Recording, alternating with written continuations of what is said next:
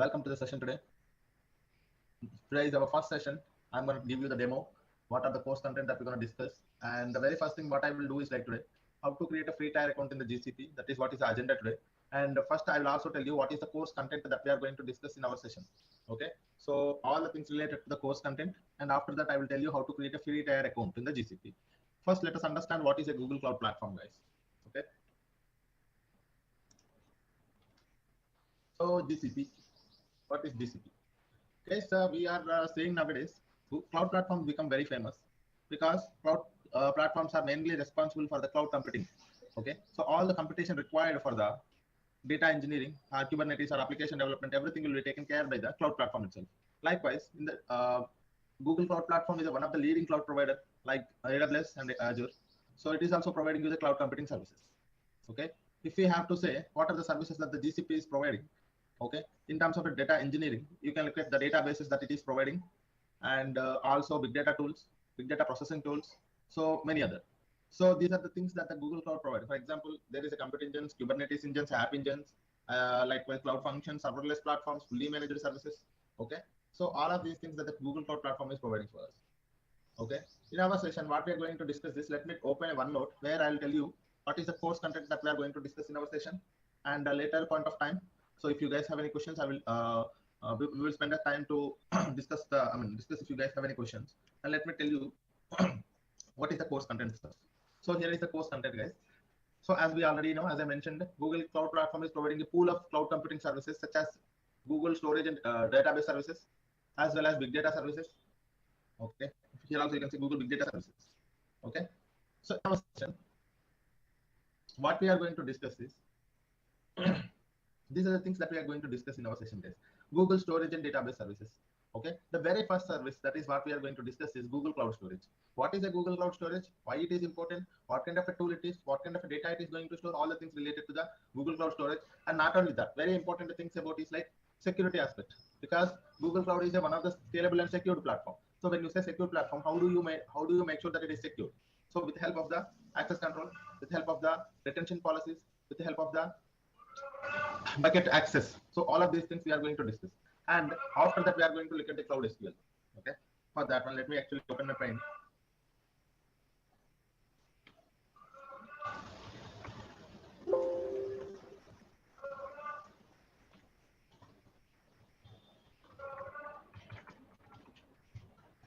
Database services. Okay. This is one point where we will be able to learn storage and database services.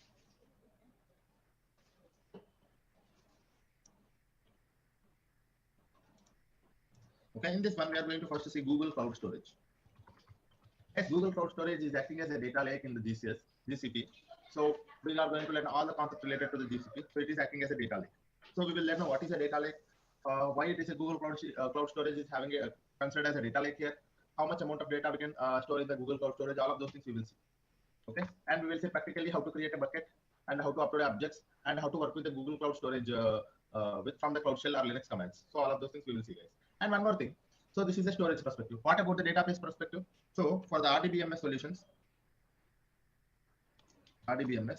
we have Cloud SQL and Cloud Spanner. So we have two services which are considered as the RDBMS solutions, Cloud SQL as well as Cloud Spanner. What is this Cloud SQL, guys? Cloud SQL is one of the fully managed services provided by the GCP for running the MySQL database, MySQL engines, as well as PostgreSQL engines, as well as SQL Server. That means if you have a on-premises MySQL, if you wanted to migrate it to the same MySQL with the same version to the cloud, you have these services available, readily available, guys. Okay, so this is a Cloud SQL and Cloud Spanner that we are going to see in our sessions. I would say here like this.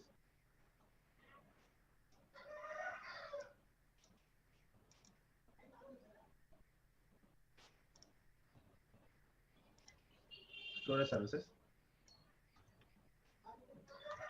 We have here RDBMS. In RDBMS, we have first one Cloud SQL. Second one is Cloud Spanner. Okay, these are the two services comes under RDBMS. What about a NoSQL databases, guys? If you ask me, so in a NoSQL databases, we have a big table. Okay. NoSQL databases. So we have big table, and we have one more thing called data store. Okay, so these are the two databases acting as a NoSQL databases in the GCP. One is Bigtable, one more is data storage. Okay, so these are all storage and database services. Okay, what is that? One is Google Cloud Storage, one more is CloudSQL Cloud Spanner, and the third one is the Bigtable and data store. So these are the Google Cloud Storage and database services. Okay, so what about the other big data tools that we are learning, sir? If you ask me, the big data tools that we are learning here is because we do get the data from a multiple data sources, right? We do get the data from multiple data sources. Once the data from a multiple data sources we are going to first send it to the storage layer or a data lake or a staging layer. Once we have the data in the staging layer, we wanted to send the data to where, guys? We wanted to send the data to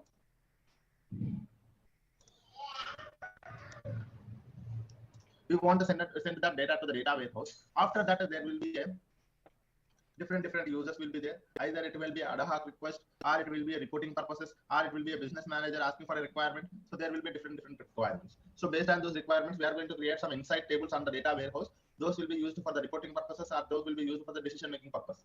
Okay, so this is how it looks like this. If I wanted you to understand clearly, so here data will be first ingested into the data lake. So here it can be an RDBMS. It can be a web server on an application.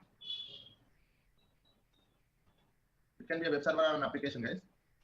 Or it can be a CSV file from an application, or IoT data from an IoT application.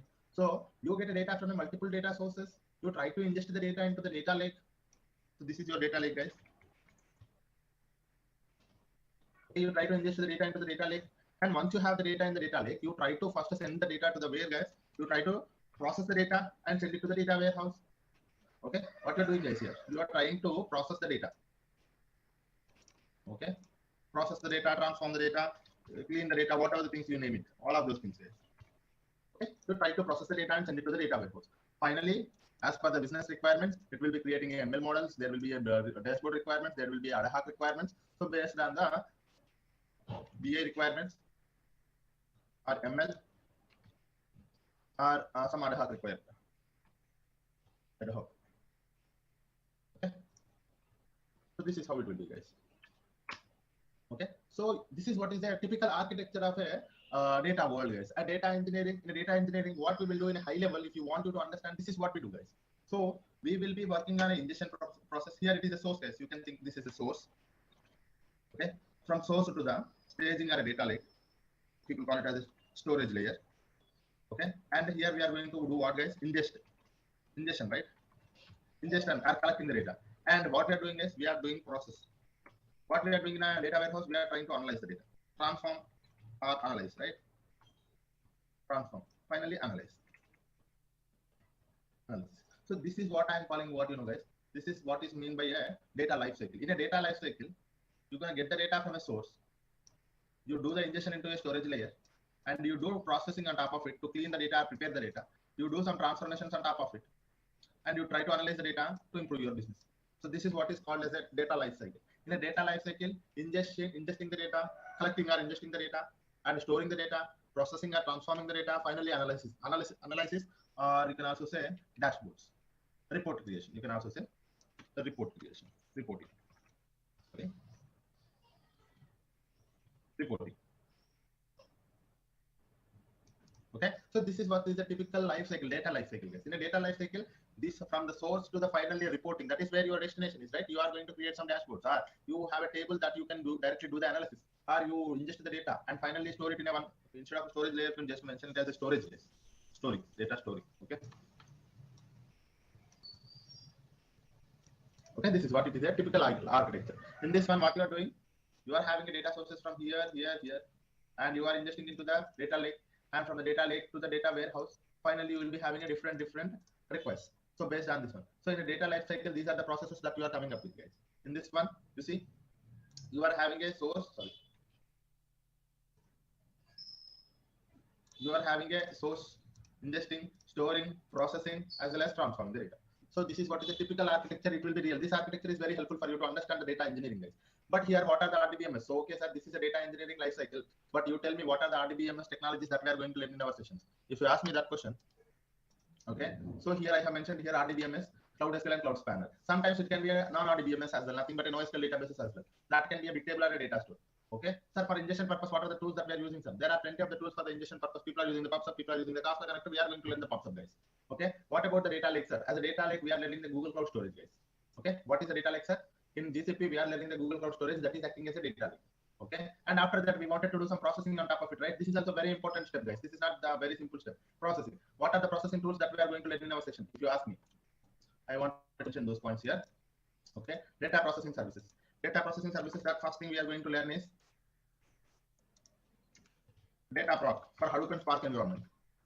Data flow for Apache Beam with Apache Beam programming model.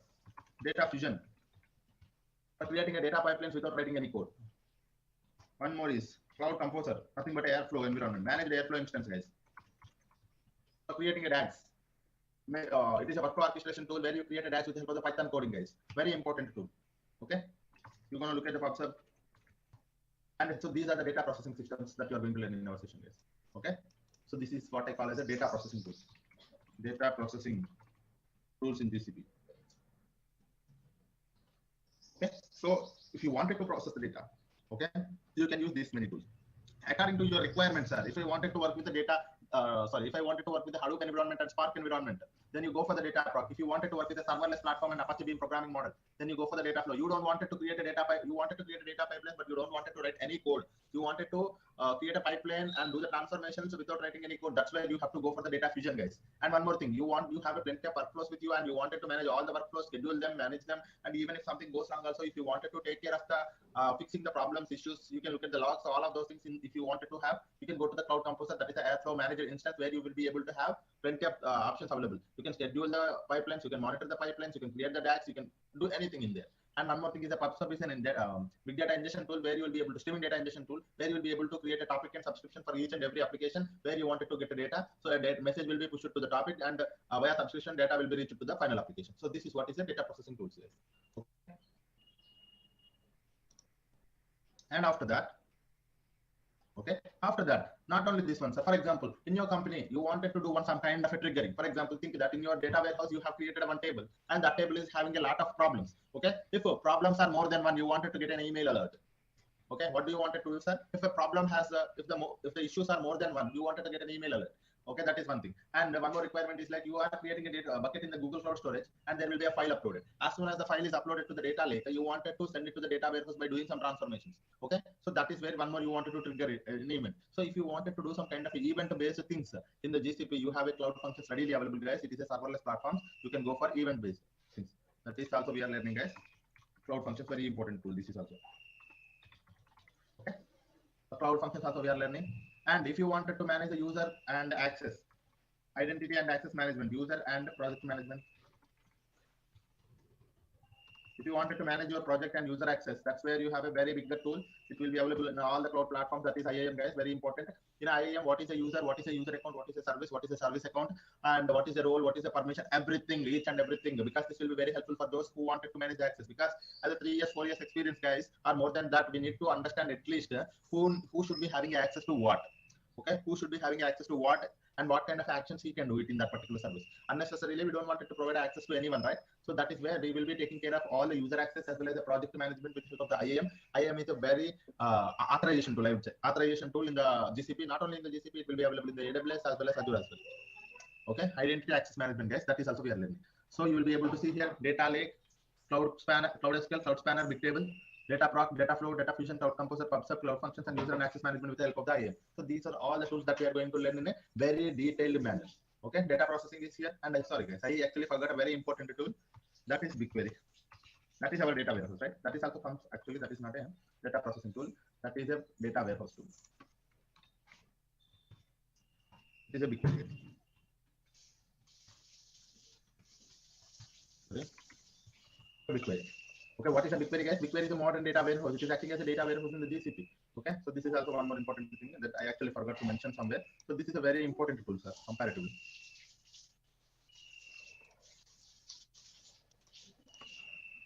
Okay, so this is all about the data warehouse, and if you wanted to connect it to the data warehouse and do some BI activities, we have a data studio and data looker, but we are not just focusing on those data visualization part, but at the end of the session, how people are connecting it to the data warehouse and doing some dashboards on top of our data, how it will be helpful for them. So we will see for those things, but it is not too much deeper, guys. This course is only responsible. This course is mainly intended for the data engineers. Okay, so this is what we are going to do, guys.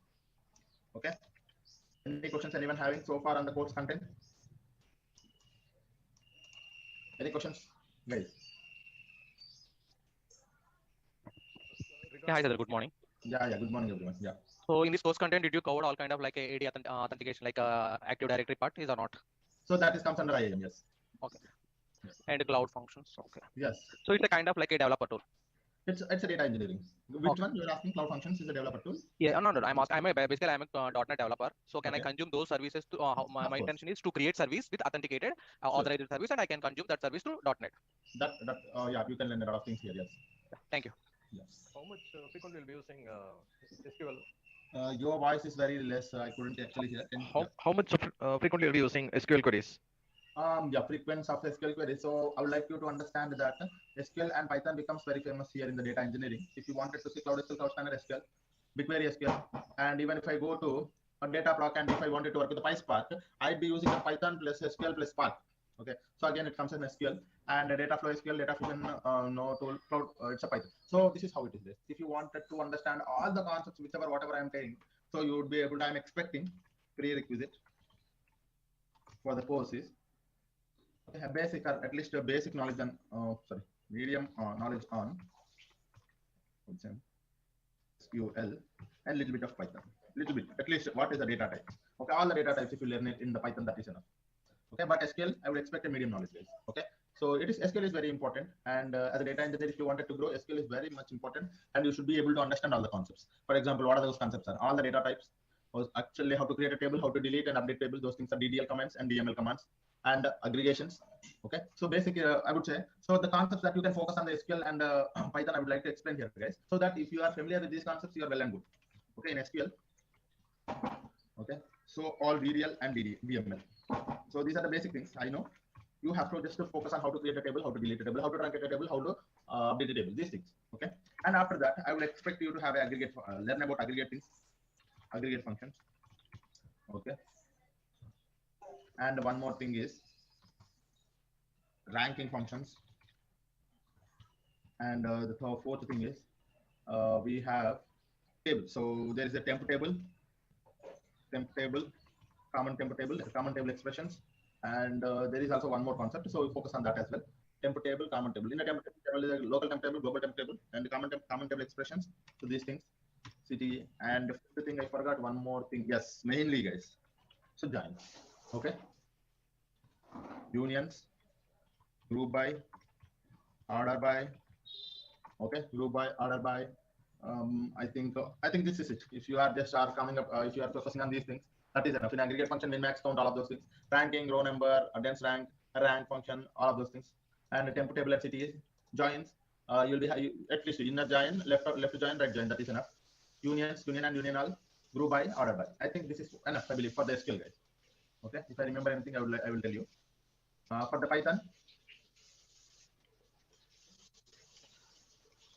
the Python, I would expect you to have first thing data types, guys. All the data types and differences. Very important thing. It actually takes a lot of time to understand these data types. And okay, then the very next thing is like aggregate functions. How do you do it in the aggregate function? Okay, if you get a time, look at the map and reduce. And if you still get a time, just focus on pandas framework. In a pandas, look at the data frame concept. How to create a data frame concept. That's it. Okay, if you are just focusing on these things, that is enough, I believe. Okay, all the data types, aggregate functions, map and reduce, pandas, data frame concept, if you get it. Okay, but minimum, the basic thing I would expect is this thing. All the data types and their differences, because if I say list, you should understand what is a list. If I say tuple, if I say dictionary, if I use some other data type, you should be in a position to understand what is an array. You should not confuse, right? You should not you should be able to understand each and every army that I'm using in the Python. So that is what I want you to understand. Okay, so these are the concepts that I would expect from you guys. These are very simple concepts. If you sit for this is for 2 days, this is for 1 day, you'll be able to understand all of these concepts. That's it. And development perspective, what we are going to learn in our session, if you ask me. So these are the prerequisites, right? So what I would be expecting, what kind of a development knowledge that I'm expecting from this course, if you ask me, you can expect, I would directly mention here itself, you can expect SQL development knowledge, and one more is PySpark development. Okay, these are the two things that we are focusing on. Okay, so sometimes we are also using the Python, so Python also you can do. Okay, so this is what it is. So I will also tell you how you can actually go for the Java also. So that is also fine. Sometimes one of the code or two of the codes I will also include the Java, but that is more for you to understand. Okay, the code will also be there in the Java. But the thing is like our main focus is on SQL and Python for the data engineering, guys, because it will be really helpful for you if you wanted to grow your career in a data scientist level or a machine learning. Because as a data engineer, if you work for the next 2-3 years, you will be able to easily enter into the data scientist roles, or you can also go for the machine learning roles, because it is actually one another link, guys. Okay. So this is what is a prerequisite that I would expect from you guys.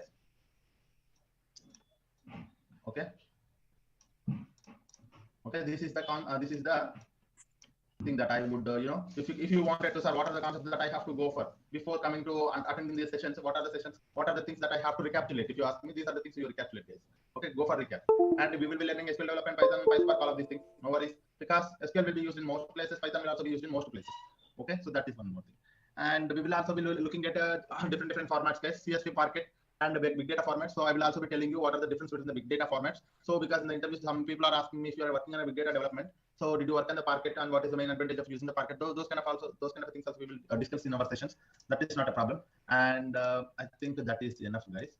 If I missed any questions, okay. I think roles offered after this course. So like once I have completed this course, what are the roles I am eligible? If you ask me, you can go for the data engineering roles. You can go for the Google Cloud Platform and GCP engineer, GCP data engineer, as well as big data developer, PySpark development. You can able to work in the PySpark, because we are not just working in only one area, guys, right? So you can see each and every tool itself. It is a one project, guys. So data project will be there, data flow, data fusion, composer. So these are all roles itself. Okay. So some data engineer working on a data proc, some data engineer working on a BigQuery, some data engineer working on data fusion, some data engineer solely working on creating a data. So this is how it will be. And some people working on RDBMS or data migration projects. Okay, data lake projects. So these are all things are related to the data projects only, guys. And after this, all the concepts are covered. Okay, during our course also we are going to cover many projects. So few projects are covered. I mean, once for example, if I am talking about a data proc, while I am doing the data proc, I will be able to cover the project as well.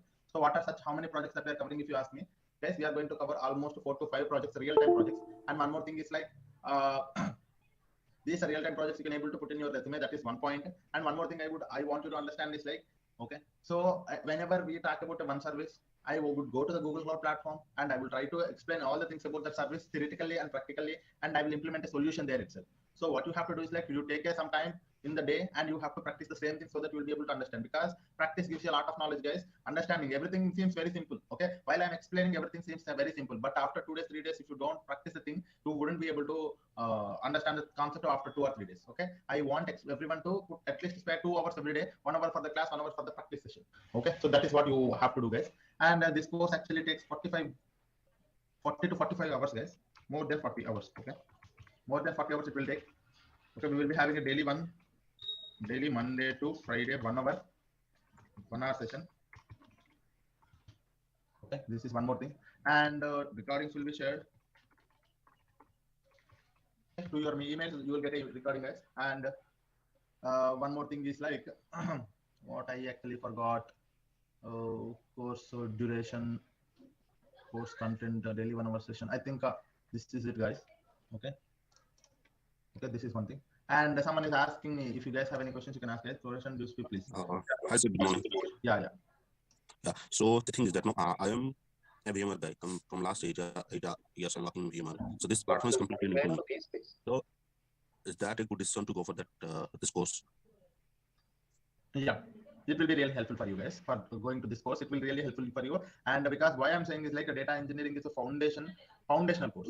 And one more thing, in our course, I will be starting from very basic to the advanced. I cover sometimes what is the data. I mean, because when we talk about the relational databases, I would talk about what is the data, what are the classification of the data, what is meant by structured, unstructured, semi-structured data. And one more thing is like what are the types of databases available, DBMS, RDBMS and NoSQL databases. So from starting very basic to the advanced level where we will be able to automate the data pipelines. Automation. Until the automation, we will be covering every aspect. So this course will be really helpful for you if you wanted to build your career in the data engineering. Data engineering is not simple, guys. One more thing I want you to understand: very trending technology. Very trending. As data keeps on grows, data engineering will be a very trending and hot job for getting a lot of opportunities. First thing, because data keep on grows, data engineer will be in a trending job. Okay, and there will be plenty of opportunities and highly paid job, guys. If you go and look at the highly paid jobs in the world, data engineering is one of the jobs which is a highly paid jobs. Okay, yeah. Someone is asking for duration. The course duration is 40 plus hours, and course fee you can able to contact the team so that they will be able to help you on the course fee, guys. Okay. Yeah. So one more thing, sorry for interrupt. One more thing. Yeah. So as you mentioned, the prerequisite that SQL and Python is needed. So, but I don't have that knowledge. That's the reason I'm getting. So that is the reason. There are people here who does not know the SQL. There are few of my students who does not know the SQL and Python. But what I suggested them is like the only thing. Why my point of mentioning the concepts here is this one. You take a snap of this one. If you wanted to build your career in the data engineering, you take a snap of this page and go to the Google or YouTube or anywhere. There are plenty of resources for SQL and Python. Only focus on these concepts. I'm telling you, it wouldn't take 3 to 4 days. Okay? Getting the basic knowledge on these concepts, that's the reason I have mentioned here the concept. There's no point of mentioning the concepts if you guys already know it. So there are few people who does not know the SQL, who does not know the Python, but still they wanted to enter into the data engineering world. So that is why I have mentioned here the SQL concepts and Python concepts. You take a snap of it and keep it with you. And we will be going to the deeper concepts. It takes 1 week or 1.5 weeks when we enter into the deeper concepts, main concepts. Meanwhile, for this next 5, 6, 7 or 1 week plus 10 days, you will be able to focus on these concepts and get a knowledge on it. Okay. Okay. Yeah. Thank you. Yeah. MySQL or MS SQL will be using. All are same. Both are same. No worries. Yeah. Okay. So someone is asking me, I'm planning to make a move in the data engineering. I'm having 10 years of experience in the Oracle database. How it's helpful for me? I'm telling you, if you're coming from an Oracle database, or if you're coming from a same background like MySQL or a support engineer or whatever the data, if you are working in a data world already, this course will be really helpful for you. You can get a good opportunities. First thing, a lot of hike you can able to expect, guys. A lot of hike you can able to expect. Okay.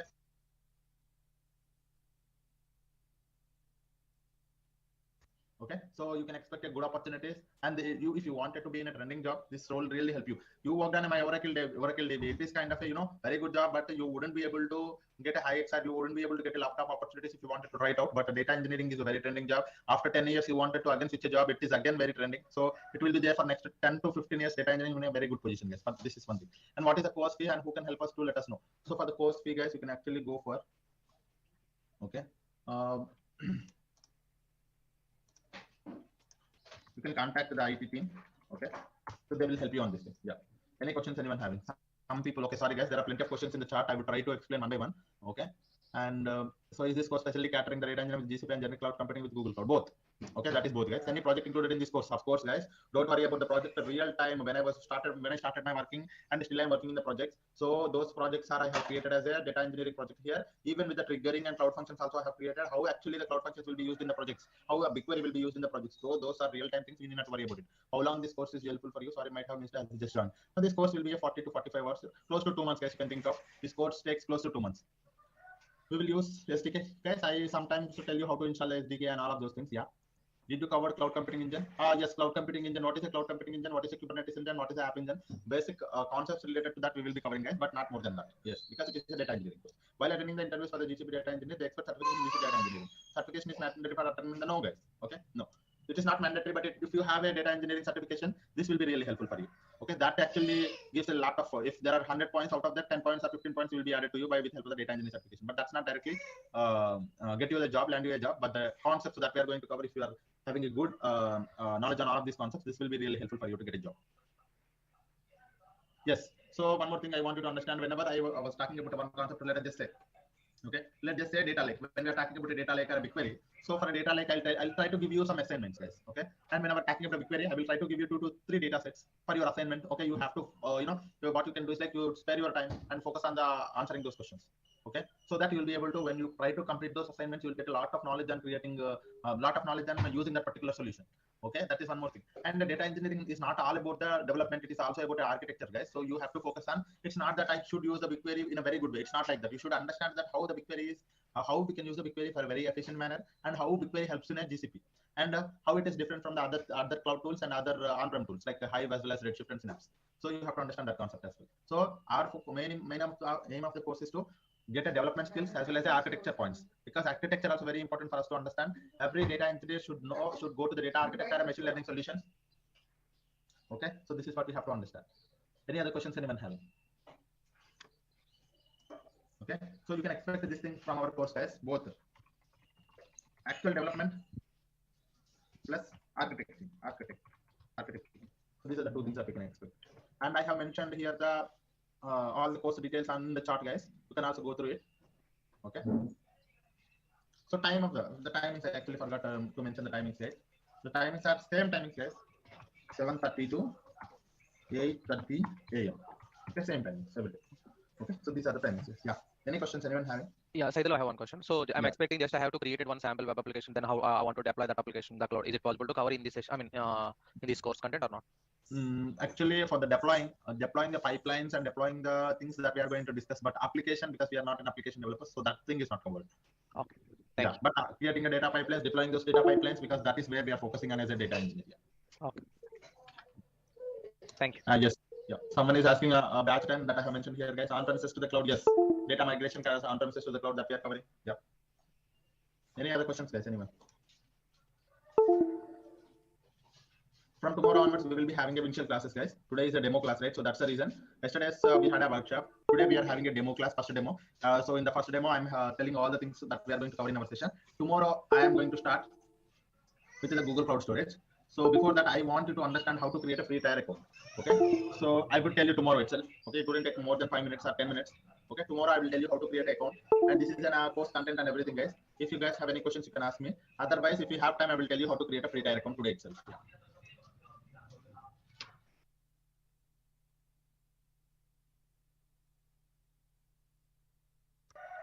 Okay, guys. So this is it for today.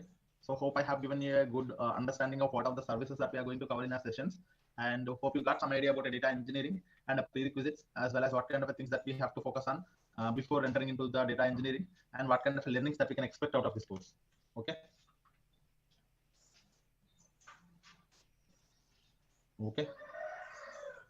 So there will be a comparison, guys. So someone is asking AWS to the GCP. Whenever I'm covering one service in the GCP, I would also tell you what kind of a service that is the same available in the AWS as well as Azure as well. So you'll be able to have some knowledge on topic names of each and everything. But the only thing you have to understand, one thing is like, if you learn one cloud tool, that means you are learning all other cloud tools. The only thing is like you do not know the proper terminology. That's it.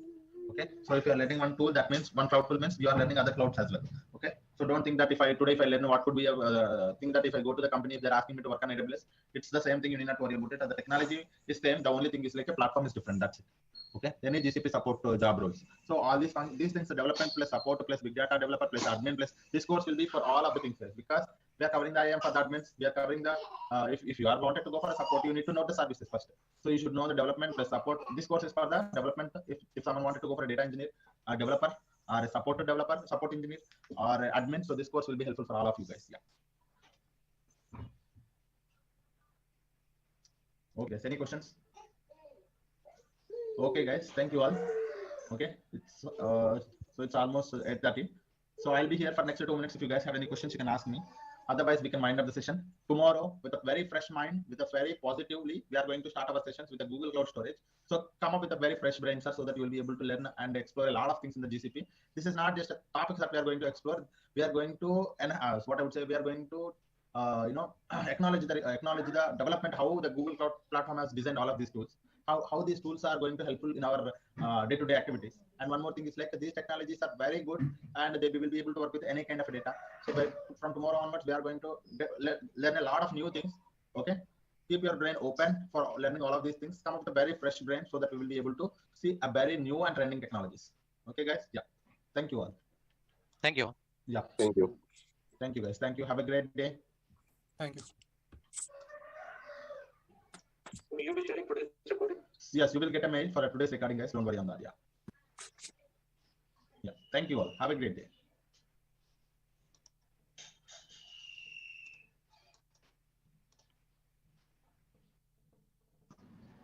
Hello, everyone. Good morning. Welcome to the session today. Hope you guys are doing good. So, yesterday we had discussed what is the course content and everything. Recording in progress. Right? From today onwards, we're going to discuss the very first topic, that is in our GCP, we have a GCP database landscape and big data landscape. So one by one, we are going to start with. So in the first half, I'm going to explain few concepts related to the databases. That is our Google Cloud Storage. And after that, we're going to start with at the second half of our session, I will tell you how to create a free tier account in the GCP, so that you'll be able to create a free tier account. After that, you'll be able to practice what are the sessions that we are having in. So let me start with the session today. So in the GCP database landscape, this is the agenda, guys. Okay, we are going to explain all the GCP databases landscape and the differences between the RDBMS as well as NoSQL databases. And in this one, we're going to look at the Cloud SQL, Cloud Spanner, and Bigtable. Okay, so these are the things. So first, we're going to see data lake modernization in the GCP.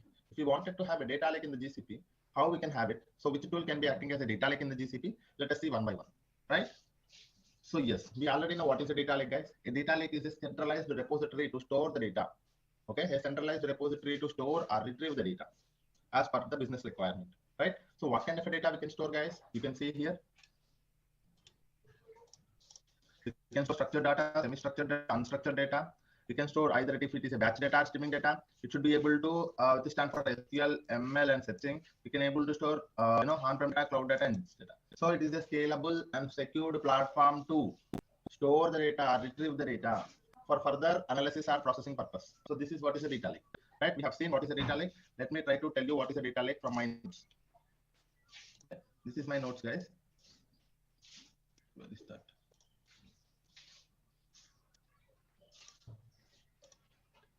Okay, yeah.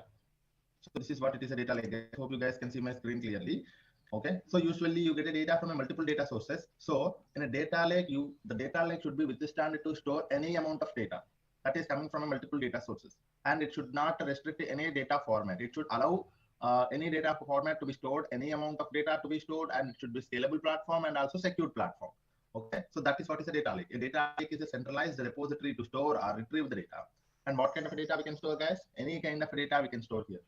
Okay. And do we have any restriction on the number of files that we can store here? No, there is no restriction on the number of files that we can store in the data lake. Okay. And it is a scalable and secured platform, right? So this is what is the definition of a data lake. Now let us see data lakes using a GCS. In our Google Cloud platform, we have Google Cloud Storage is acting as a data lake. What is that? Let us see now.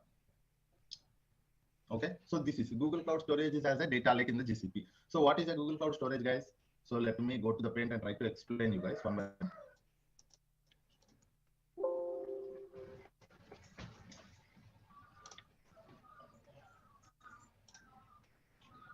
So from today, from the very first topic that we are going to see is Google Cloud Storage. What is a Google Cloud Storage? Let us see first. Okay, so Google Cloud Storage is one of the fully managed services in the GCP. What is this one, sir? One of the fully managed services in the GCP. What do you mean by that, sir? What is mean by fully managed service? Sir, I want you to understand what is mean by fully managed. For the very first thing, I will try to tell you, sir, if you go to any cloud platform, okay, if you go to any cloud platform, the services in the cloud platform are categorized into two things. One is managed instance. Okay, not managed, virtual machine. Second one is managed instance, and third one is serverless. Okay, sir, VM based. People call it as a VM based. Okay, these are the three categories. If you go to any cloud platform, the services in the cloud platform are categorized into three. One is VM based services. One more is managed services or fully managed services, and third one is serverless. What do you mean by that, sir? In a VM based services, okay.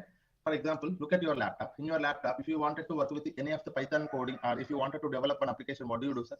You manually download one software like Python application, and you will provide some resources to that, and you will try to install that, and after that you go for the application development. What do you do, sir? Whatever the requirements, whatever the resources, whatever the infrastructure required for your entire application development, you as a person taking care of it, considering from the laptop itself. So you need a laptop. That laptop needs to have some kind of resources, and that laptop will have its own configuration. And on top of that, you will again download an application and install on top of your laptop, and again you try to develop an application. Likewise, in a VM based, an entire virtual machine will be given to you, so that an entire virtual machine will be given to you. 1 minute, guys. Sorry, I'm getting a call. 1 minute.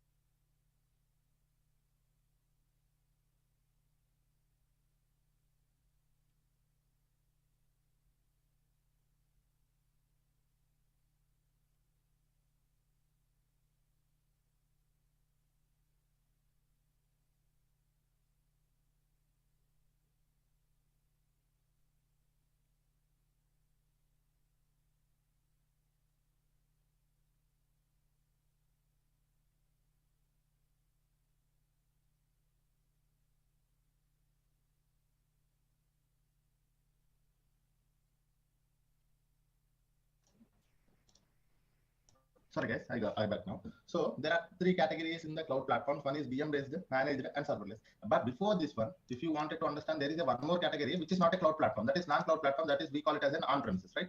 So we have one more thing is also there. That is on-premises. It is not a cloud. In on-premises, if you wanted to work with any of the application development, you have to manage your physical infrastructure.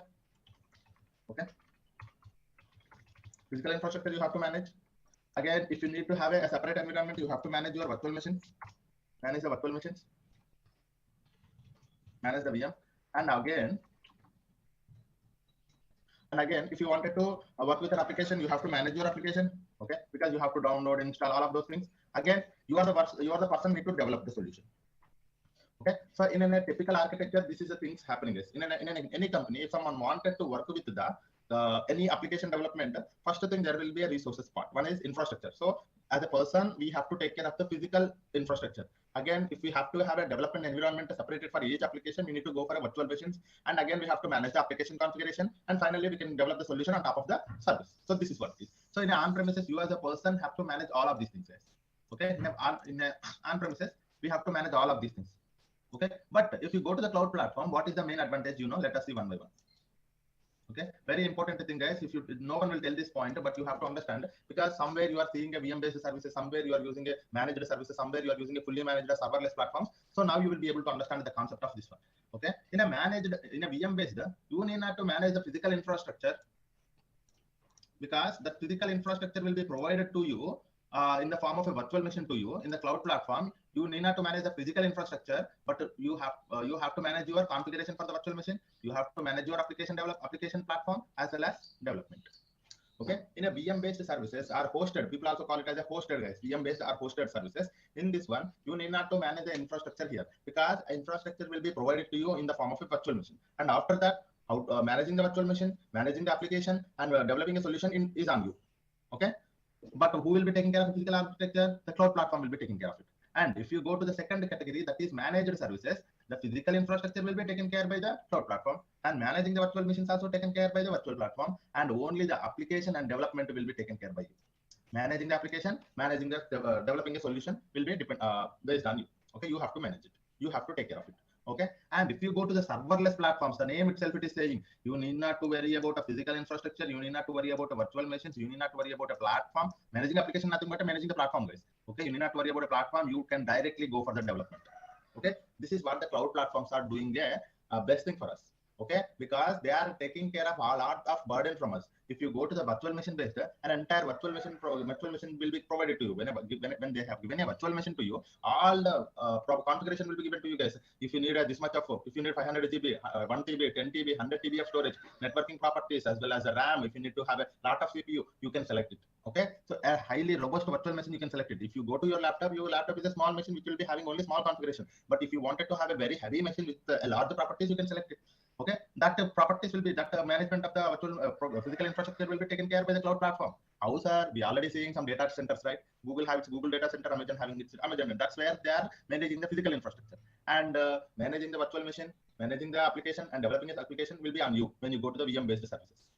If you go to the managed services, physical infrastructure as well as managing the virtual machine will be taken care by them. Only the application and its development will be upon you.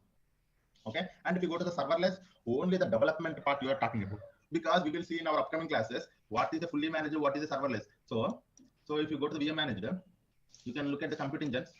Okay, compute engines are there, Kubernetes engines are there, GCA, GKE. So these are all comes under VM based services. If you look at the managed services, we are every day looking at managed or fully managed. You can see that. So managed services are like managed services, Dataproc you can think of. Very good example, Dataproc, managed services. And for the serverless, BigQuery is the best example. Dataflow is one more example.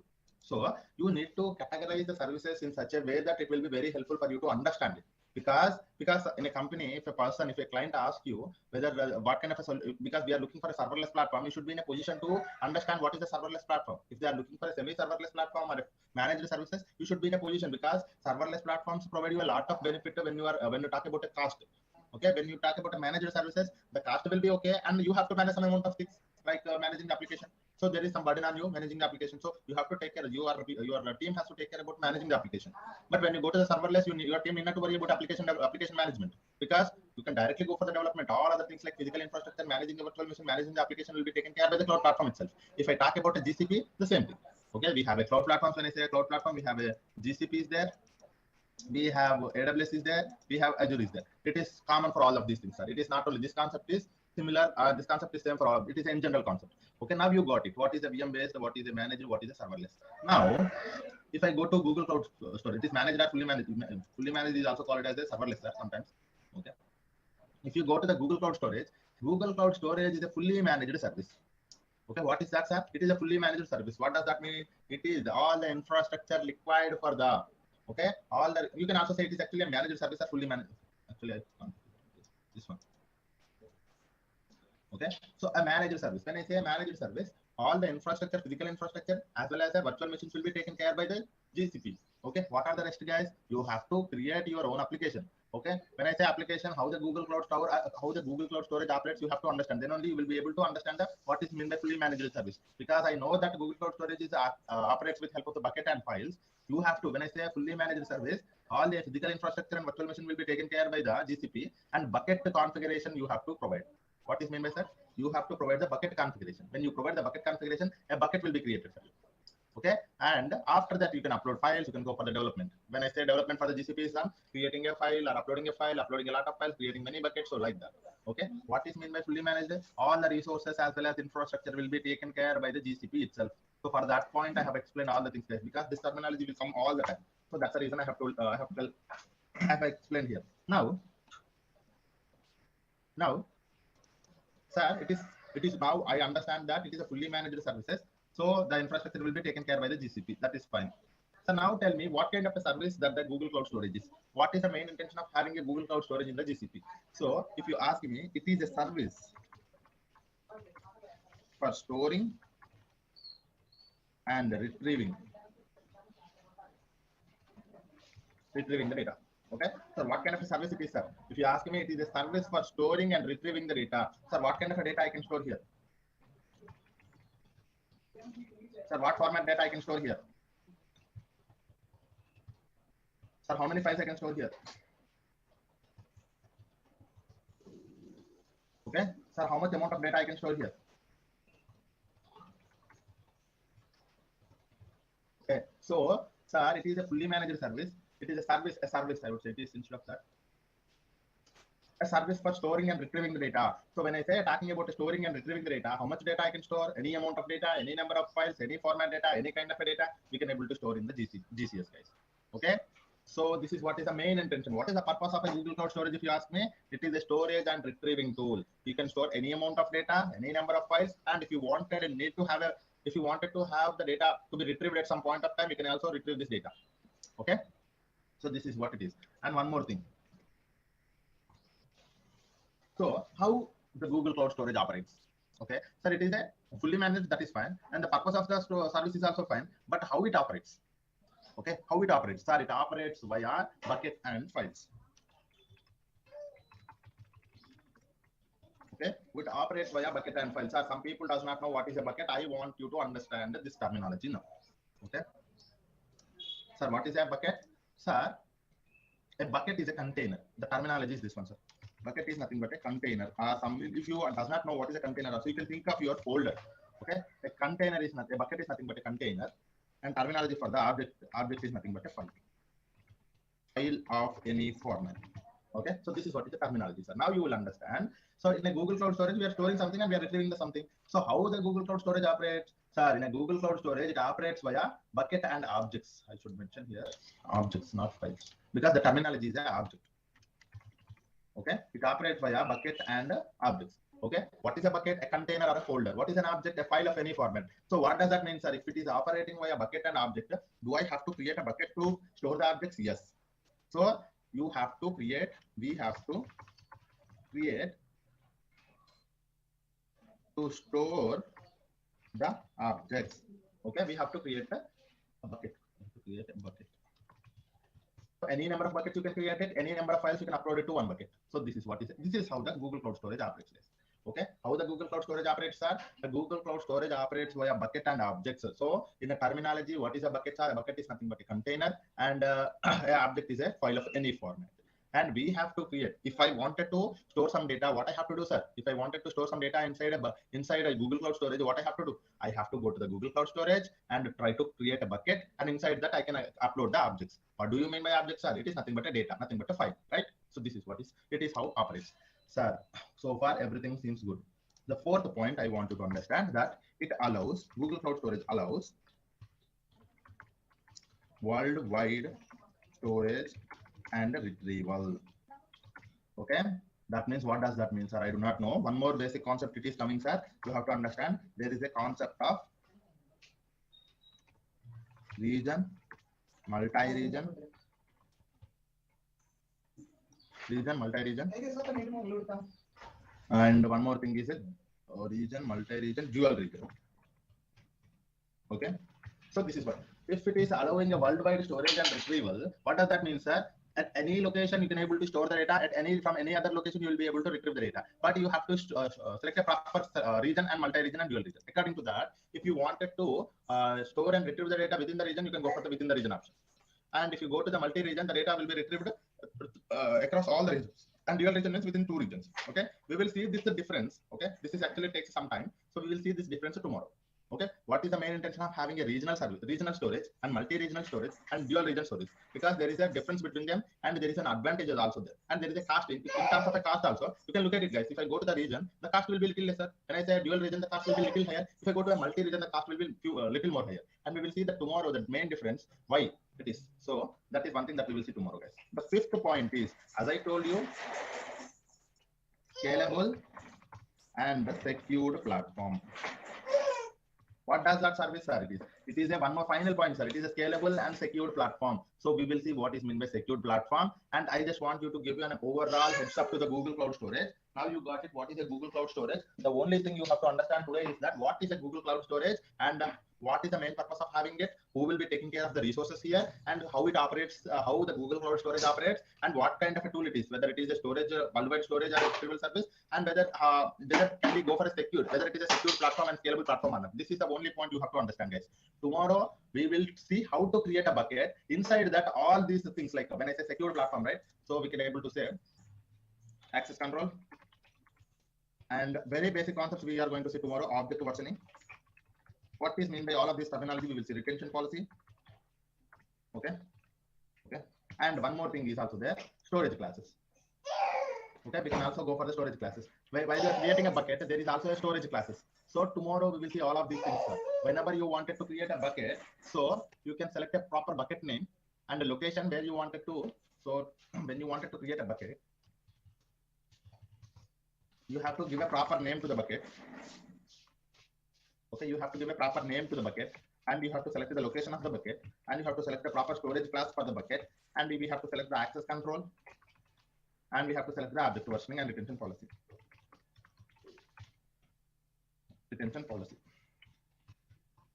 Okay, tomorrow we will see, while we are creating a bucket, all of these concepts we will see, because these are the practical concepts. Okay, so what are these? How we have to give a proper name to the bucket, because it is not directly, sir, I can give any name. Okay, it is not like that. It has to be a globally unique name. How to select a location? When I say select a location, we know that we have a region option is there, we have a dual region option is there, we have a multi-region option is also there. And storage classes, there are 4 storage classes like standard, nearline, cold, and archive. Access control also we have 2 options. Access control at rate, bucket level, access control at rate, object level is also there. So we have to see all of these things while we are creating a bucket. Okay, today hope you got some idea about a Google Cloud Storage as well as the different varieties of the services in the cloud platform. Okay, yeah. Any questions so far on the Google Cloud platform, guys?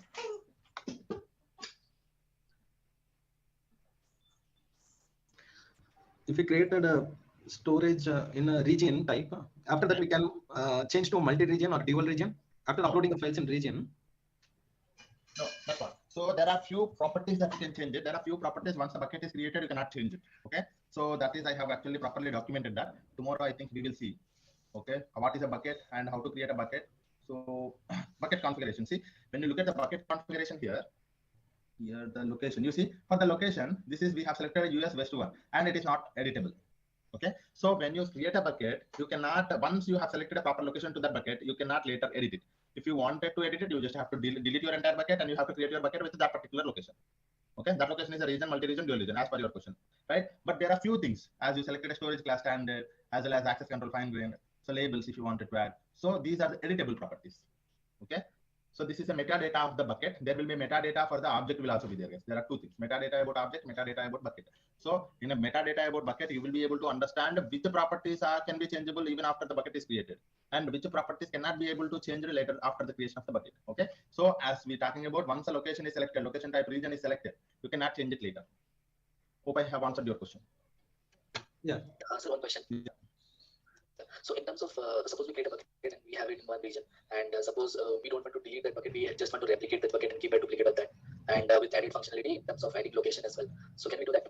Yes. So this is it's a one scenario that what you wanted to do is like you have two buckets, right?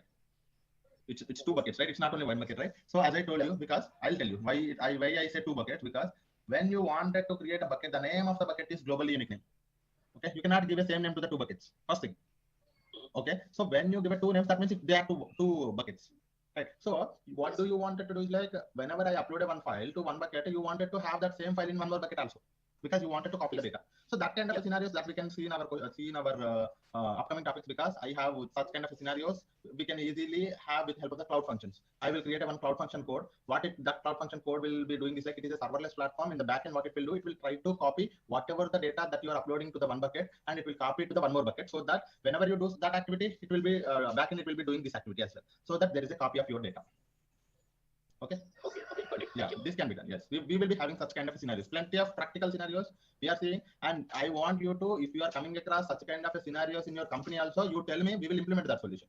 Okay, so that we will do, guys. Okay, I just don't want you to tell you a course and stop it here. I just want you to, if you guys have such kind of a scenarios, or I'm facing this kind of a problem, so can we implement such kind of a solution, or can we at least see an architecture for this solution? So that kind of scenarios we will see if you are coming across. So please let me know. That's not a problem.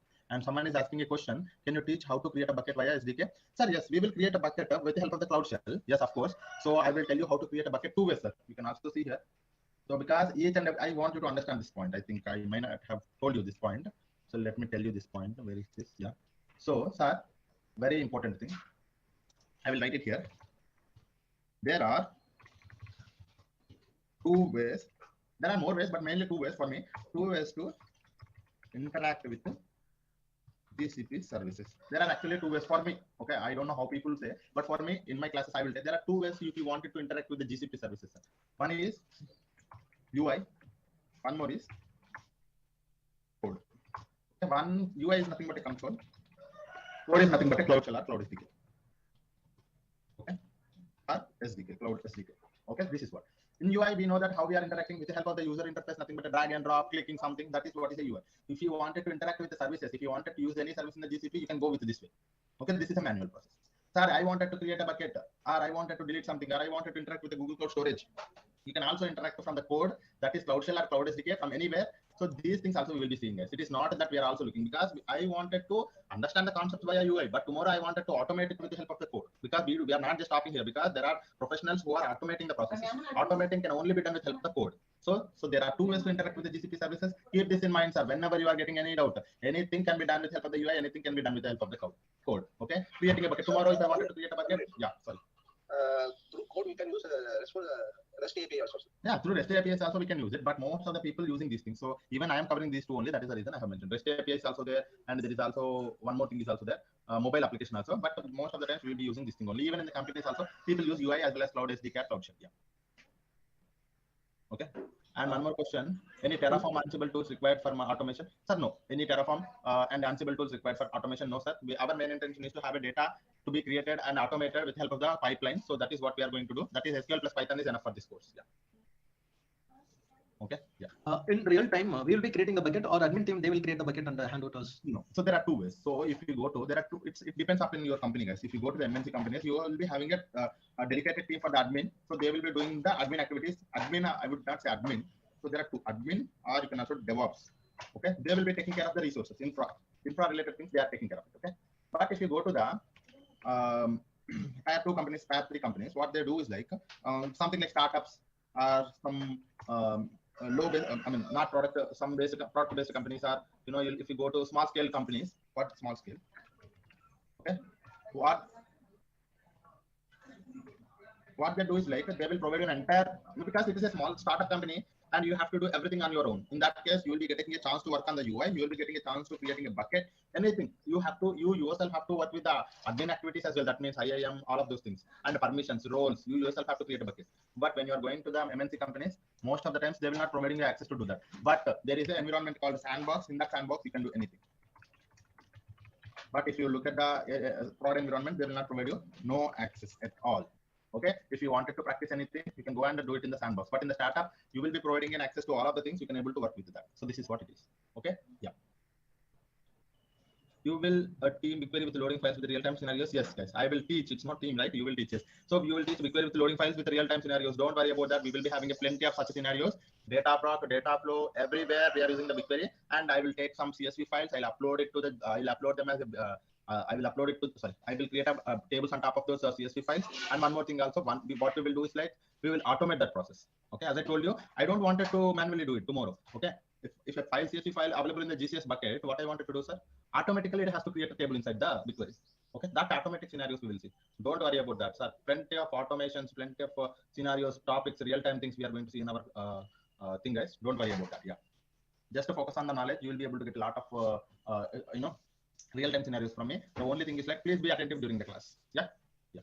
Now, so this is enough for today. What I will do is like I will try to tell you how to create a account. So we will see tomorrow rest of the concepts. Okay. Now let us see how to create a bucket. Sorry, it's already 8:20, guys. Okay. So let me. Can we see it tomorrow or shall we see it today itself?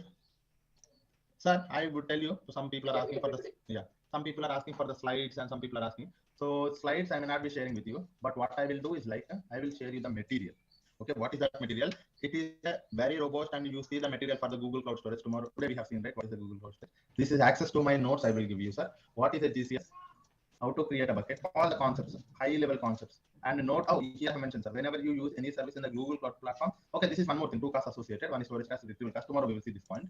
Okay, so this notes I will provide it to you guys. Okay, I will provide access to the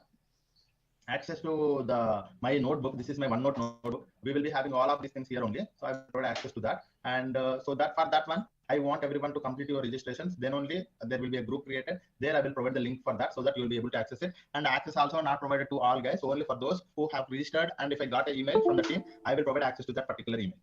Okay. Yes. Yeah. So please complete your registration tomorrow. So please make me remember, sir. Tomorrow, first thing we will create a bucket. We will create an account. Okay. Later only we will see the rest of the things. Yeah. Because it's already 8:20. Even I'm having some other tasks. Yeah. Okay, guys. Thank you all. Hope you learned something today. So I want you to learn everything, almost everything, every day, whatever we are speaking. If you are unable to understand, please try to ask me. So that wouldn't be a problem. You can raise a question. You can raise anything. If you wanted to see a real-time things also, you can do. Okay. Complete your registration to get the notes, guys. Okay. Thank you all. Hope you learned something today. Thank you all.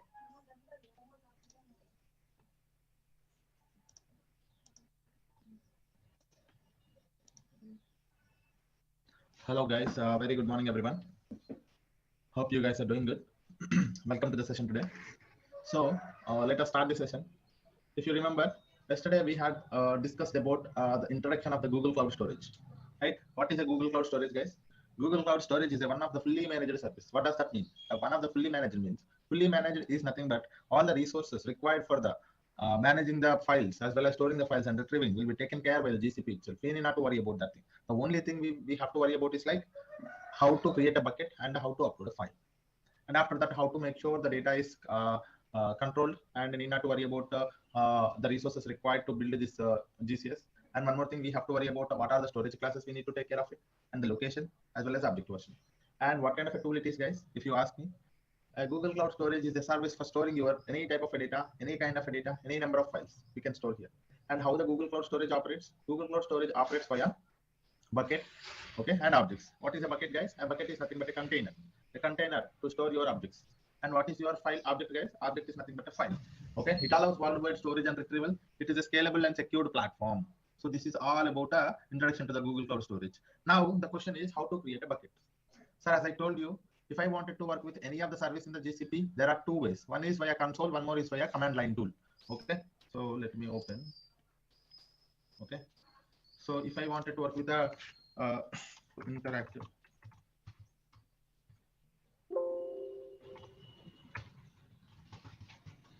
to interact with GCP. How many ways we can interact with the GCP? Guys, there are plenty of ways. There is APIs, there are many things, but mainly as a developer, as a data engineer, we are going to work with, we are going to focus on two things.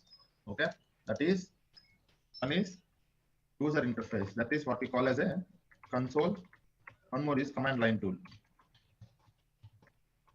That is your shell or SDK. Okay, so these are the two ways that we can work with.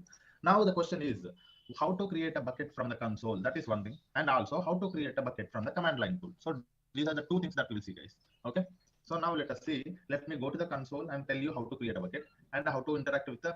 And while creating a bucket, what are the things that we have to take care? One by one, we will see. And likewise, how to create a bucket from the command line tool. That means with the help of the commands, with the help of the Linux commands, how to create a bucket also we will see. Okay, all of these things one by one we will see. Okay. For that one, let me go to my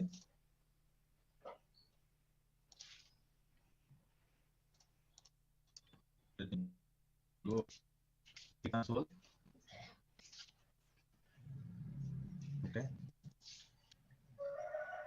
Login in. I am logging into my console, guys. Google Cloud.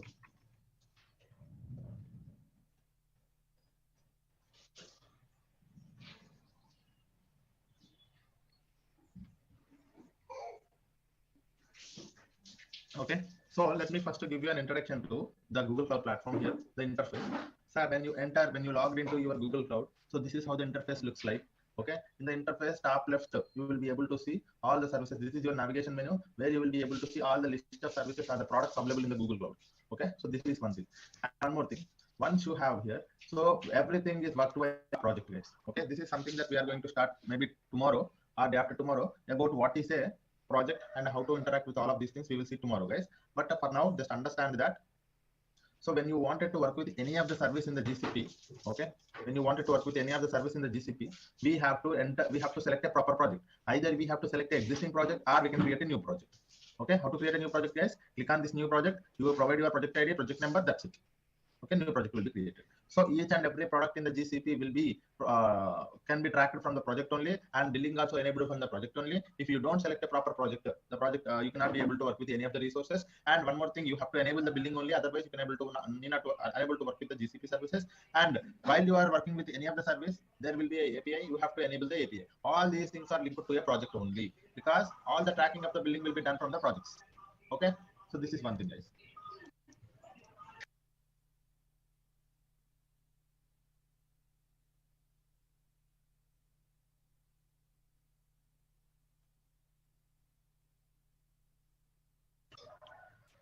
Okay, now once you have here, sir, if you wanted to work with any of the service in the GCP, either you can go to the left navigation menu, select that service. Like if you are working with the Google Cloud Storage, you can select here. No, you wanted to directly select it, you can directly select that particular service. You can also select it from here. Okay, Google Cloud Storage. And after that, sir, there is a free trial status, how much amount of money that is left in your free trial status and how many days it is, you can able to see from here. Okay, and here this is where you can able to activate your Cloud Shell, sir. If we wanted to work with the Cloud Shell, nothing but a command line tool, where this is where the place you have to go and click on activate the Cloud Shell. When you click on activate the Cloud Shell, one more at the bottom you will be able to see a command line tool will be opened for us. It takes like almost 30 seconds for the first time. It can take 30 to 40 seconds. You see here a Cloud Shell terminal will be opened for us. Okay, so this is a we will see what is actually a Cloud Shell and what kind of a tool it is and how to an introduction to the Cloud Shell also I will tell you guys. But now let us not worry about that. And after that, this is where you'll be able to see all the notifications when you create a bucket, when you delete a bucket, when you move something, you'll be able to see here. And the settings, if you wanted to go to the project settings, you can go from here. And all the, if you wanted to add one more account, a sign out account, and you wanted to look at your account details, so from here, you'll be able to do it. So this is all about the interface of the Google Cloud, guys. In a Google Cloud, you will be able to have a navigation menu for selecting the each and every service, and go to the setting box for selecting a proper service. And one more thing is like, you can select a proper project here. Either you can select an existing project or create a new project. And here you can go to the project settings as well from here. Okay. And one more thing is like activate Cloud Shell. So you can able to see the Cloud Shell was activated. You will be able to see. So whenever you are working from the console, also the very first thing is like you select a project, right? Likewise, whenever you work from a Cloud Shell, also you select a proper project. Okay, so this project by default, this project is selected. How I know every project is tracked with the help of their project ID, guys. So this is your project ID, Arboreal Avatar, right? Here you see Arboreal Avatar. So this is your project ID. And if you wanted to select one more project from the Cloud Shell, so the thing here is like you have to mention this one, Google Cloud config set project, and the project ID you have to mention, so that you will be able to enter one more project. And here from the console, if you wanted to go to a one more project, you directly click on that one. So like how you are clicking on this one, you click on one more project, that project will be selected. So if you are working in that project, that means all the billing will be enabled to that particular project only. Okay, so this is what is all about the introduction to the GCP console as well as Cloud Shell, guys. And I want you to understand what is the Cloud Shell also now. Okay, I think do I have somewhere the Cloud Shell information? No. No. Yeah, here it is. Yes. Okay, so what is the cloud? As I told you guys, if anyone wanted to interact with the GCP services, there are two ways. Okay, the very first thing is web user interface. Then the very next thing is command line tool, that either Cloud Shell terminal or an editor, Cloud Shell terminal or SDK. So these are the two ways that we can work with. And one more thing, what is a Cloud Shell? Because we know that console is a web interface, we know how the web interface works. But what does this Cloud Shell serve? A Cloud Shell is a very small Linux operating system, guys. It is a command line tool. It has a 5 GB storage.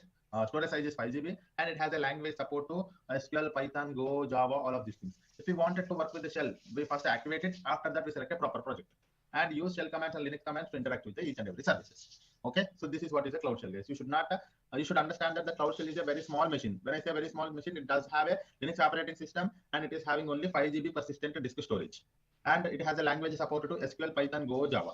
Okay, so whenever you wanted to interact with any of the service from the Cloud Shell, you provide a proper command from the Cloud Shell to interact with that particular service. That commands will be available. I will tell you how to do that because I have listed here. Okay, one by one we will see. We need not to, hurry. We are not in a hurry, guys. So what we will do, so whenever I interact with any of the services, there are two ways I will tell you. For example, today I am working about Google Cloud Storage. I will tell how to create a bucket from the console. I will also tell you how to interact with the Cloud Shell, how to interact with the Google Cloud Storage from the Cloud Shell also. Okay, two ways we will see. Now we understand that the interface, there are two ways that we can interact. One is console and via Cloud Shell. Now we will go to the Google Cloud Storage and try to create a bucket in the console.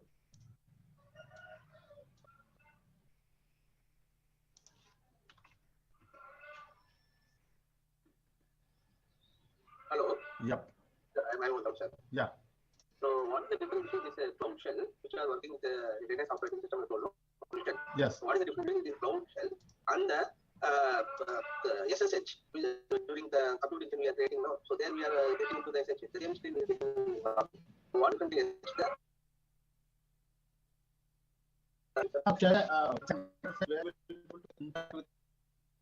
Each and every service GCP. And one more, this SSH terminal is only for that particular virtual machine, right? So you cannot interact with all the GCP services. If you want to interact with that particular virtual machine, what you provide some commands, you wanted to upload some file, you wanted to delete some file, you wanted to see some information, you wanted to access some information, you wanted to provide some permission. So all of those things are related to that particular virtual machine. Okay, there also you'll be using Linux commands, and those commands are also similar. But the thing is like it is only specific to that virtual machine. But here Cloud Shell is a overall service or in general service or a primitive service where you can able to interact with each and every service in the GCP. All the resources, all the permissions, everything can be done from the Cloud Shell as well. So that is the main difference, guys. Okay. Okay, sir. Then what is the purpose of SSH? What are the comments we are giving in SSH? No. So you have to understand that one more thing is like if I wanted to interact, because see a virtual machine, as I told you, you have to understand this thing as well. A Cloud Shell is a small machine. When I mention a small machine, it have only the 5 GB persistent disk storage. And when you go to the virtual machine will be having a lot of storage. Sir, I wanted to move a file from a file of 10 GB to a virtual machine, that I can do, but I cannot load it to the Google Cloud Shell, right? Because it has only 5 GB. When I say 5 GB, you can only store until 4.5 GB of storage only. So it's not possible. But when I say virtual machine, you can able to store any amount of data as per your storage requirements. If you have a given a configuration of storage like 500 GB, you can store 500 GB also. You can store 1 TB also. According to your requirement, you create a virtual machine. But it is not. It is just a small machine to interact with this and that. But it is not for running a heavy things. Okay, even you go for a heavy complex things, it will not. It will stuck because it's a very small machine. But SSH terminal is a very. It's not your shell commands. Okay, you for example, you have a laptop, right? When you go to a laptop, you have a command line tool, right? That's like your SSH terminal. Okay, that means when you wanted to work with your laptop, you have a user interface that you go do this and that. But in the command line tool, you have a command CMD. When you enter a command called CMD in your search button, you will be able to open that command line tool. You can also work with from the command line tool from any of the services. Okay, when you wanted to work with any of the services in your local laptop, so if you wanted to work with this thing, that thing, you can able to work with. So that is like your SSH terminal. Okay, a full machine and its own everything will be controlled by SSH. Not only the SSH. If you open, for example, if your virtual machine is a Windows operating system, then you can again do with the user interface also. Okay, but if you have selected Ubuntu or Debian, so then you can able to only work with the commands only in that case. So that is what that command line tool is, nothing but SSH terminal. Yeah. Well, okay, whether that gcloud and GSP both commands will work in SSH. Of course, yes, it will work. Gcloud commands will work, yes, but you have to import it before that. Okay, because SSH terminal is specific to that virtual machine, but it does not understand the Google Cloud. Even though I am working in Google Cloud, it does not understand. So what you do, you import all the modules. Okay, when you import all the modules, it will work. All the modules. So we will see in our upcoming classes. Okay. Yeah. Okay. So guys, Google Cloud Storage we are seeing, right? So how to create a bucket and how to interact with the how to create a bucket, how to create a folder, and how to upload a file inside this Google Cloud Storage one by one. We will see now. Okay. So for example, when you are inside a Google Cloud Storage, this is how the interface looks like. If you wanted to create a bucket, click on create bucket. Keep yourself muted, guys. Okay, when you click on a create bucket, so as I told you, there are few things that we have to remember while creating a bucket. Okay, first thing, while providing a name of your bucket, we have to pick a proper globally unique name. When I say globally unique name, no one has used so far this particular name as a Google Cloud Storage bucket. Okay, so some disturbance.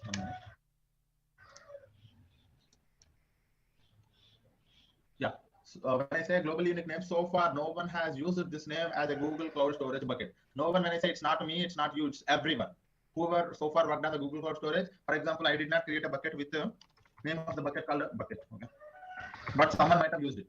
Okay, so this bucket name is already taken. Bucket 1, bucket 2, bucket 3, something like that. If you give a normal name, it might have created by someone might have used this kind of a bucket name already. So you cannot be able to create it. So it should be a properly unique name so that you can able to give that to your bucket. So for now, I am going to give storage underscore bucket underscore resources. Okay, so this is the bucket. I have given a proper bucket name, which will not, I believe that which will not be used by anyone so far. Even though still this is the 10102 I will give. Okay, so this name no one has used so far. It is a globally unique name. Now after that, once you have given a proper name to the bucket, click on continue. And this is where we have to worry about a location. So I want you to understand about the location, sir. While you are creating a bucket, the very important thing you have to remember is, one of the important thing is location, guys. Okay? I'm hearing a lot of noise. 1 minute. Okay, location. So there are three types of locations available inside when you wanted to create a bucket. One is region, one more is dual region, one more is multi-region. Okay. So these are the three things, sir. What is the difference? One by one we will see, sir. Very important thing, let us try to understand it. Sir, you select a region. Sir, this is your bucket. You selected one region and you created a bucket. Inside a bucket, you have one file. Okay, that file is cs.csv. You have uploaded this file. Okay. Now tell me, you selected a region called some US. Okay, instead of names, I will say region 1. Okay, you selected one region, you selected one region, and inside you have created a bucket, and inside the bucket you have uploaded a file. Okay, so what happens if this region crashes? What happens? Think about it like this, guys. What happens if this region has a failover? All the data related to whatever the bucket, the data inside the bucket will lose. Right? So this may happen for the single region. When you select a single region, if we do not, there can be no failovers. But in any case, if there is a failover happen at that particular region, all the data inside your bucket will be gone. Okay, so that is the problem with the region. So that is the reason it has and one more thing is like a latency will be there, and data loss may happen. Data loss may happen because you have only selected. There is no replication. I would say instead of that one, no replication. Instead of that one, I will say no replication. Okay, so these are the two things. There will be a latency. When I say latency, you wanted to see here. You wanted to get the data from this particular bucket. There are plenty of the people need to have the data from this bucket, but the thing is like many people are accessing. That is the reason there is a latency because of a single region. So there will be a latency, and there is no replication. When I say replication, we will see in a dual region case. Okay. Now, if the failover happens, the data will be losing. So I don't want it to go such scenarios. What I will do is like I will go to the dual region. In a dual region, what happens is like whatever the data that you have uploaded, right? It will be replicated to the one more region, sir. What it will do, sir? It will be replicated to the one more region. Okay, in a dual region, you have created a bucket with this region 1, and you have selected a dual region. So whatever the file you uploaded, sales.csv, that data, similar data, the same data will be replicated. One more copy of the same data will be available in the region 2 because it is a dual region. So one more region will also be there. The data will be copied or replicated to the one more region. Okay, it is replicated to the one more region. What is the advantage, sir? If region 1 failover happens, or if the region 1 crashes, your data will be available all the time. Your data will be available from this region too. Okay, so this is what is the advantage. Okay, this is what I am calling as a replication. Yeah, sorry. If we delete region 1, data will be deleted in region 2. Both, yes, yeah, region 2 as well. It's if you intentionally delete a data, that means you don't need it, right? So that means data will be deleted in both the regions, because unnecessarily you don't want it to pay the extra charge, right? You intentionally delete it means both the places it will be deleted. But if you wanted to recover it, there's a chance. Okay, but if you upload one file and at any cost you don't want it to lose the data, you go for a dual region. And what is the advantage? Here it is less available, but here less latency. Replication is there and availability is there. Okay, the data is highly available. And one more thing, sir, again, one more thing. When I say dual region, I am getting these kind of benefits from the dual region. What if I go to the multi-region? So the multi-region will be selected by those companies who don't want it to lose the data at any cost. At any cost, you are running a business, very important for you. You have a data that you don't want it to lose at any cost. In that case, you select a multi-region. In a multi-region, the data will be replicated between the data will be replicated between 2 or 3 regions. The data will be replicated between what, sir? 2 or 3 regions.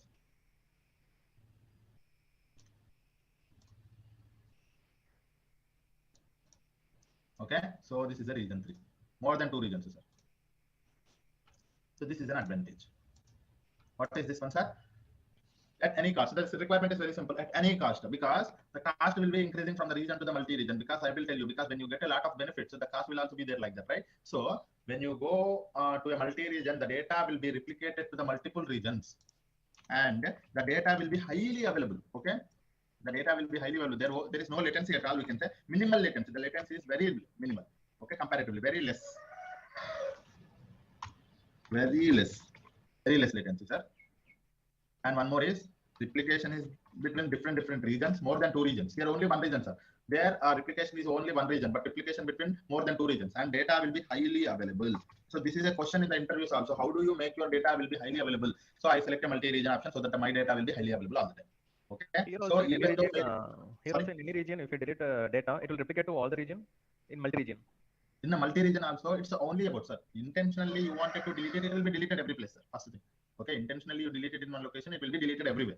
But if you upload a file, but you thought that if for example, if there a failover happens to this region, that was nothing but unintentionally the data is not available. In that case, your application will be connected to this data, even though this region is also not available. Your application or your data processing system will be connected to this one. That's the reason data can be highly available. Okay, so this is what it happens. For example, when your application is running or when your data pipeline is running, you have connected to this one. Okay, you have connected to this one, your application or a pipeline, whatever it is. When you connect to this one, if this region in a multi-region, this bucket is not, the data inside this, the file is not available, or this region is not available, automatically it will be connected to this one, because it is a multi-region. Automatically it will be connected. This is the reason all the time the data will be highly available. Okay, but in this one, if this region is not available, it will be connected to this one. If this is not available, it will not be connected to that one. That is the reason the data is less available here. Yeah. Any questions, sir? So if any changes made in region 1, it will be applicable to other. Of course, yes. Yes. So it is just a replication, sir. Whatever you do, the changes in the region 1, it will be replicated. Okay. You cannot see it. Okay, sir. Where I can see my replication, you cannot see it. Okay. Automatically, back-end GCP will be taking care of it. This is a concept. So what do you have to understand from this concept, sir? What I can get from this concept, if you ask me, I will say like this. So if you wanted to, the cost will be less here, less cost. Okay. I will say L. Here, medium cost.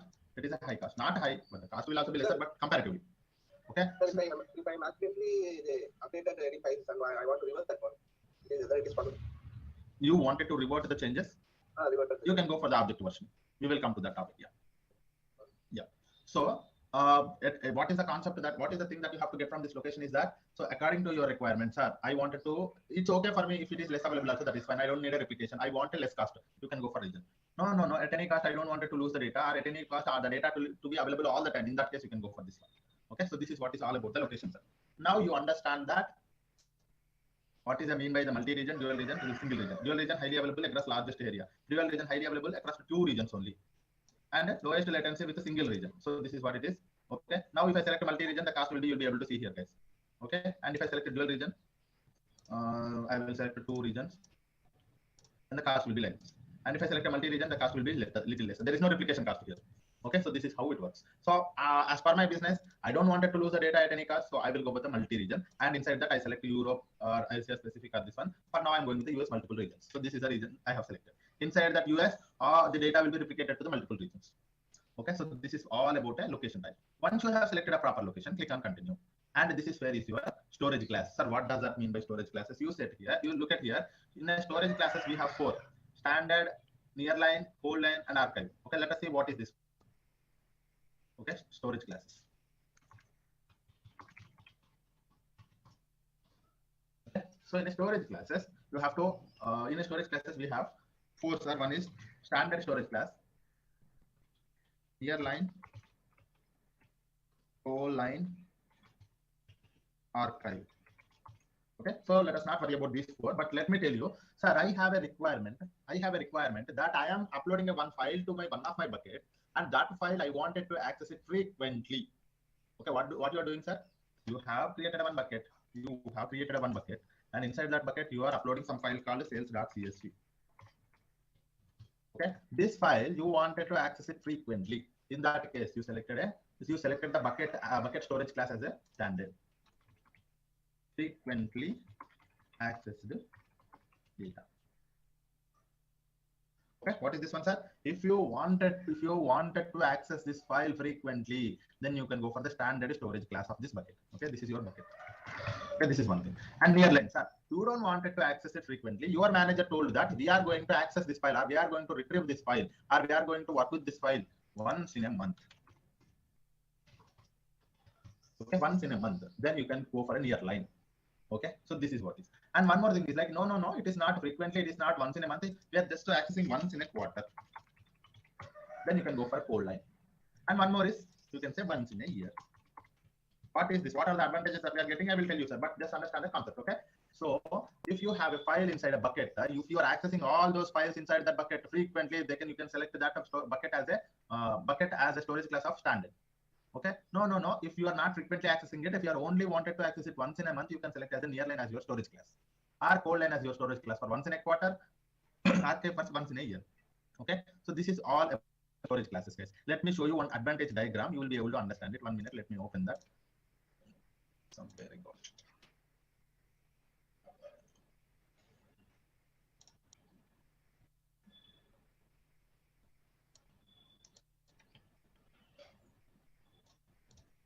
Okay, yeah. Last time when I was explaining, this is okay. The advantage is something that I will tell you. These are the 4 storage classes, guys. The storage class for standard, nearline, whole line, and archive. Okay, you will be able to see here. As I told you, see the advantage is that so when you are accessing frequently, the transaction cost is very less and the storage cost is very high. Okay, and when you are accessing it once in a year, the transaction cost is very high, the storage cost is very less. So this is the advantage that you are getting. Okay, what does that mean, sir? You have to be very smart when you are selecting a storage class. Okay, unnecessarily you don't want it to pay extra money here. Okay, there is a cost associated. I want you to understand one more point. Where is my paint? There are 2 costs associated.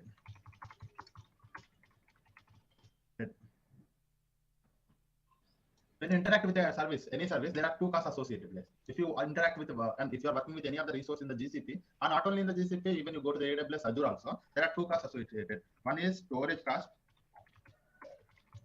One more is compute or retrieval cost. Okay, these are the 2 costs associated.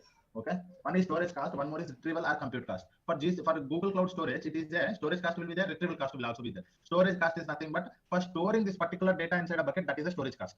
When you retrieve it, so this is when you access it, that is a transaction. You are doing some kind of a transaction, right? You are trying to load this data to some other data processing system. That a transaction cost or that retrieval cost will also be there. So that is what we are talking about. So for the standard storage class, so like this one, the transaction cost is high. The standard transaction cost will be increased here.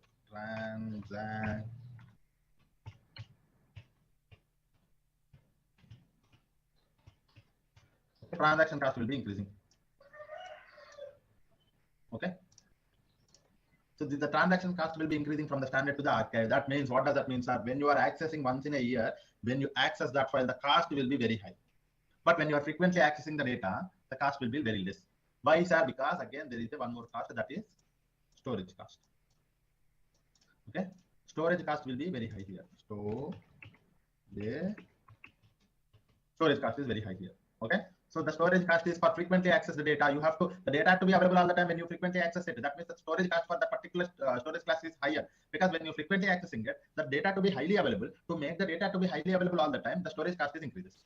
Okay, and one more thing, archive. When I say once in a year only, because when I am retrieving it once in a year, the data need not to be available all the time. So for the making not available all the time, you don't need to pay extra money. The storage cost is very lesser here, but the transaction cost is, after a very few many days, you are trying to retrieve the data, retrieve the entire data. That means the transaction cost is very high. Okay, so this is how the benefit that you are going to get it, guys. Okay, one is transaction cost, one more is storage cost. Okay, transaction cost will be very high for the archival storage class, and storage cost will be very high for the standard storage class. Okay, this is something that you have to understand. Okay, any questions around this one? Okay, so this is something that I want to understand. Okay, 1 minute. Some more things are also there. Okay, storage classes, I think that's it. Yeah. Okay, so this is what is about storage classes. Now you understand that what is a storage class, guys. Now you have to, you can also read it here.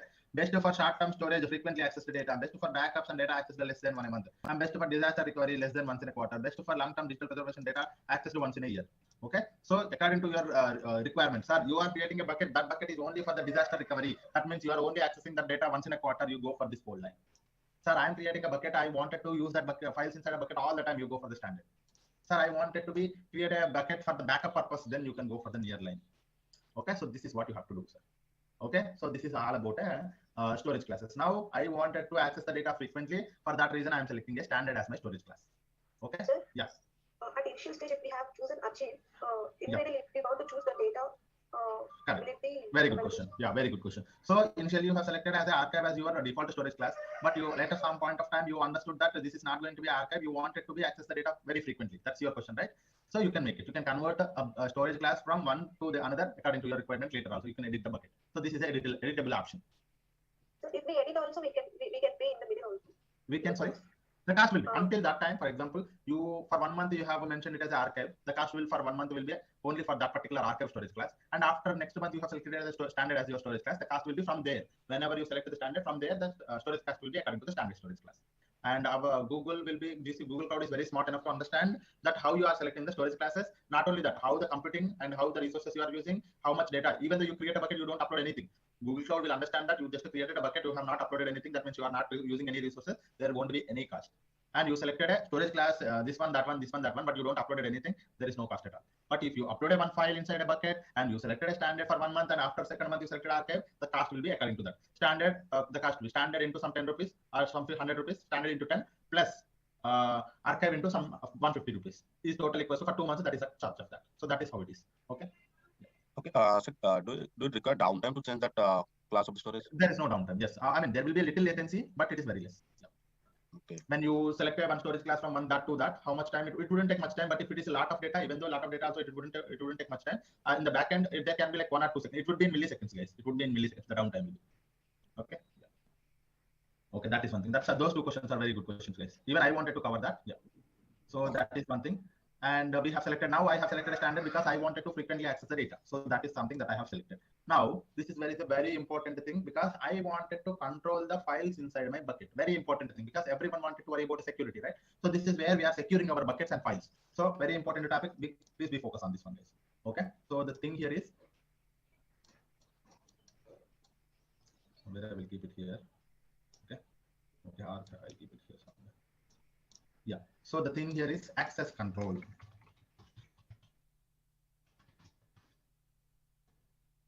What is this access control? I want you to focus on this point now. Sir, I have created one bucket. Inside that bucket, I have many files like sales.csv. I have schema.json. Sir, I have a project confidential file, confidential dot some text file. And there are plenty of other confidential or somewhat I would say sensitive data, some customer sensitive data, sensitive underscore data dot some word file or whatever it is, word file. Okay, so these are the files inside my bucket. Consider that this is your bucket. Okay, you have created a bucket, and after you create a bucket, you have uploaded these many files inside the bucket. Okay, there is a one project manager, or there is a client. Think that there is a client. as a data engineer. So we should understand that the client has to access what kind of objects inside a bucket, and we should understand the data engineer has to access what kind of files inside a bucket. So that is what storage. Yes, sir. I have one question. Yeah. That the storage class you explained last time. Yes, yes. So that storage class is applicable for each and every file in the bucket, or it is applicable as the whole for a bucket? It's to the bucket. So we are not worried about a file, and it's only for the entire bucket. Okay. So when you select that file, when you select the bucket as your storage as standard storage class, all the files inside the bucket are applicable to the bucket. I mean, it follows the bucket level. So that means that means if it is a standard, the file is also a standard storage class. Okay, so there is proper word for that. So I forgot that. Inherited. Okay, so inherited. So when you select a storage class for the bucket as a standard, it inherits. All the files will also inherit it from the bucket permissions. That means standard, it will get from the files also. So if it is a bucket is a standard, all the files inside the bucket is also a standard. Yes. Yeah. Okay. Yeah. So now back to the access control, guys. So in access control, so we are talking about two things, but now let me create a context for that. So I have created a bucket, but that bucket will have these many files. Okay. These many files inside it. Now we have to understand there's a client and there's a data engineer. So the data engineer has to access only sales.csv, schema.json, and he should not have access to the project confidential files and sensitive data. He should only access these two files. Okay. He should only access this file and this file. Okay. But inside a bucket, the data engineer has to access few files inside a bucket, only few files. What about a client? A client has to access all the files inside a bucket. All the files inside a bucket. Now, how do we achieve it? This is a very good question. How do we achieve it, sir? I have a bucket. That bucket is having a plenty of the files, but few of the files has to provide access to few people. But some people needs an entire access to all the files inside a bucket. So how do we achieve it? So that is where the concept of access control come into the picture. There are two concepts here, sir. One is, so for example, for the data engineer, what I will do, I will provide access at rate object level. Okay. What I'm doing, sir? For this data engineer, he should only access few files. So that's the reason I will provide him access to the object level. So I will go to this file, I will select his username and provide access to him. I will go to this particular file, I will select his username. Again, I will provide access. So object level permissions I will provide to him. Okay. So that he will be having access to that object, whoever has provided a permission. Okay. And what about this one? So this one is access at rate bucket level. So when I provide a bucket level access, he can able to access anything inside that bucket. Okay. When I say bucket level access, so I am providing access to the entire bucket. That means whatever the files inside the bucket, he will be having the access. So these are the two concepts, sir. Okay. Access at rate bucket level, access at rate object level. So this is what in other terms, access control called as a uniform as this is fine grained. Okay, the name it is saying that uniform access to the entire files inside a bucket. That is nothing but an access at a bucket level. Fine grained, the access will be a granular access to the specific objects inside a bucket. So this is what is nothing but access control, sir. Any questions? So this is a client need to have. I have given two specific names as a client and data engineer. Tomorrow in your project, when you're working in a Google Cloud project, you have to understand who needs to have what kind of access. If a project manager is there, he should have access to the entire project. If the data engineer one is there, he should only access sales.csv. There is a data engineer too, he should access schema.csv. So you should provide a access control according to your business requirement or according to your access permissions. Okay. So this is how you are going to achieve access at rate bucket level, access at rate object level. That can be achieved with the help of what concept, sir? Uniform as well as fine grained. Okay. Yeah. Once the object is created, it will have which type of access, sir? By default, if you provide a bucket level access, that means it's not like that. It's not the question is not like that, but it can be like this. So for example, you created a bucket, and while you are creating a bucket, you will select. Okay, you see here, while you are creating a bucket, you will select here whether it is the access control needs to be uniform or fine grained. Okay, you select here. According to that, if you select a uniform, it ensures the uniform access to all the objects inside a bucket. Okay, if you select a fine grained, specific access to the individual objects by using object level permissions. Okay, so this is how. So, sir, for example, if I upload a file to a bucket, what is the access? By default, there is no default. You select here. Okay, then you select uniform access to all the entire files. You select a fine grained access to the specific objects. Okay, so this is how it is. Okay. Then what is the difference between the ACL and the IAM? Yes, that is where. But the concept is something that this is a concept. A concept wise, controlling a bucket level access will be done with the help of the uniform, and controlling the object level permissions with the help of the fine grained. But how to achieve it? That is a very good question, right? So how to achieve it, sir? That can be achieved with the help of the IAM. For uniform, IAM, and fine grained is ACLS. So we will see this in action. Okay, what is this object level? ACL is nothing but an access control list. Okay, so let me tell you here also. Let me mention here somewhere we are writing.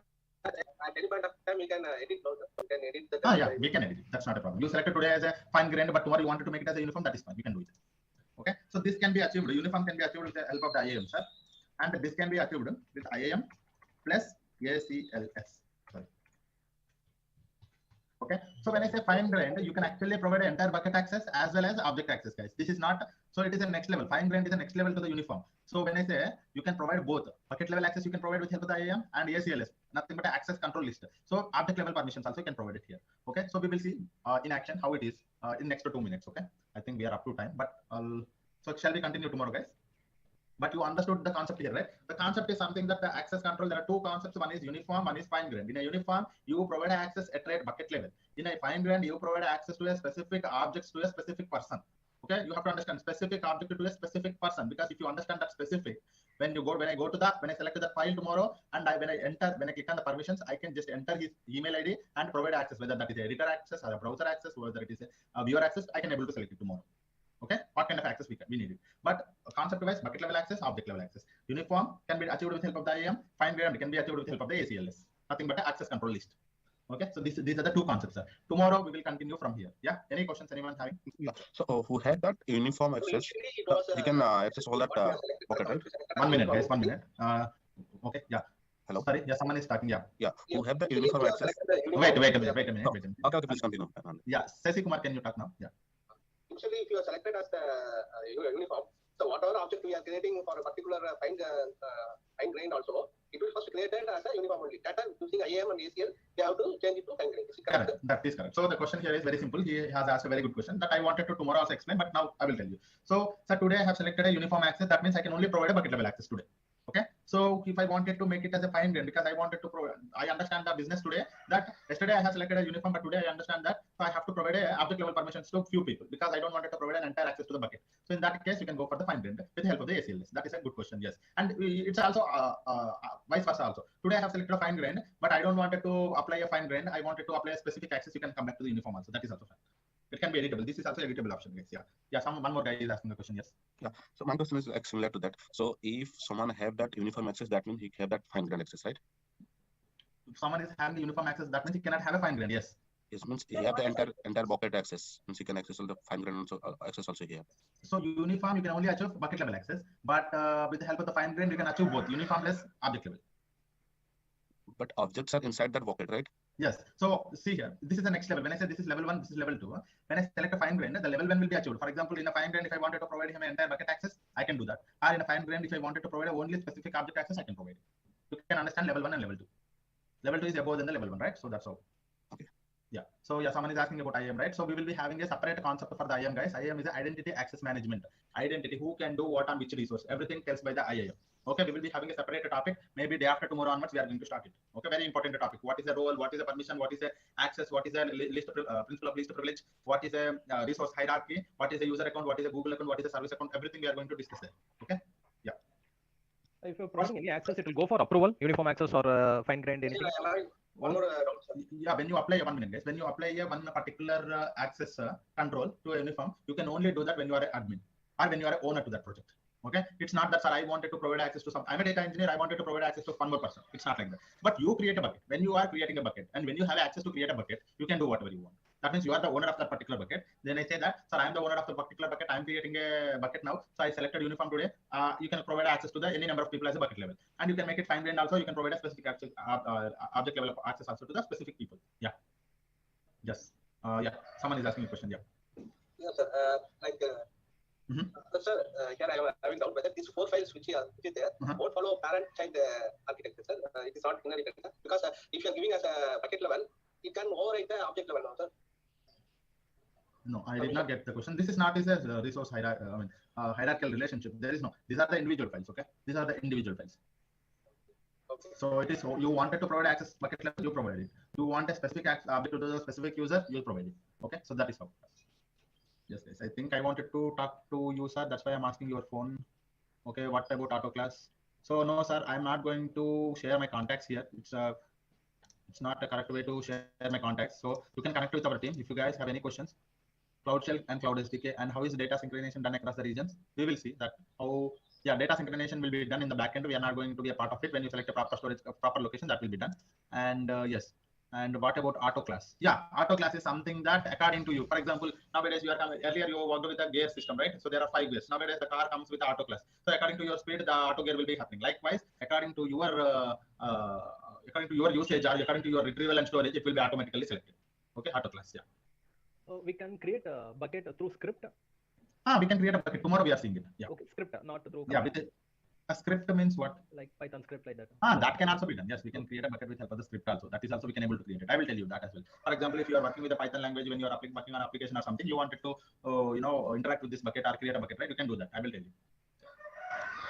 That script is again a command only. Inside the script, you are using some command, but the script is little different. Yeah. No problem. I'll tell you. Can you share the notes, running notes? Sir, the notes, these notes will be having only shared to from today onwards, maybe maybe tomorrow. So once all the people have completed the registrations, what I will do is like I will provide a link of this particular notes in the group. There will be a group created. So what I would suggest you is like you try to complete your registrations. Okay, so that I will be able to provide an entire access to my notes, so that you'll be able to have the access. And also, I think from tomorrow on, from tomorrow onwards, I think I'm expecting all the people will be completing the registration, so that I can share it maybe tomorrow. That is one. Your voice is breaking. Okay, yeah, try to complete your registrations. I will surely share it with you guys. There are plenty of information here. And one, for example, whenever I do like this also, I will take this snap and keep it there. Okay. I will take the snap and keep it there, so we'll be able to have that information here as well. I'll just copy it here. Okay. So for a later point of time, if you wanted to refer, you can also refer from here. Okay. Yeah. Okay, guys. Thank you all. Complete your registrations for any other to avoid the interruption. Yeah. Thank you all. Have a great day. We will continue from here tomorrow. Thank you. Yeah. Thank you, sir. Thank you, everyone. Thank you.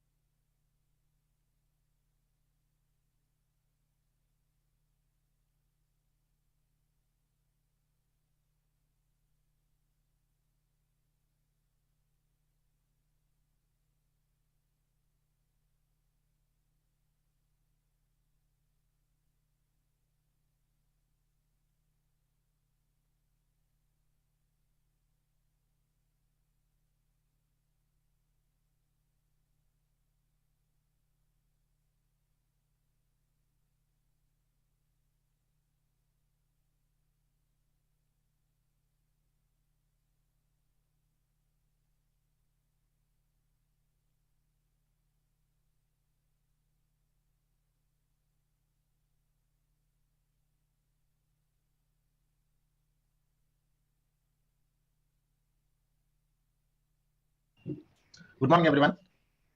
Welcome to the session today. Hope you guys are doing good. Let us start this session. Okay.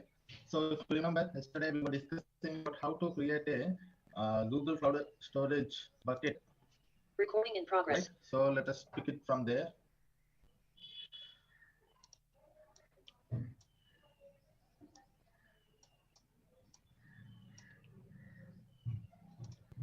Okay, let me click on create storage bucket.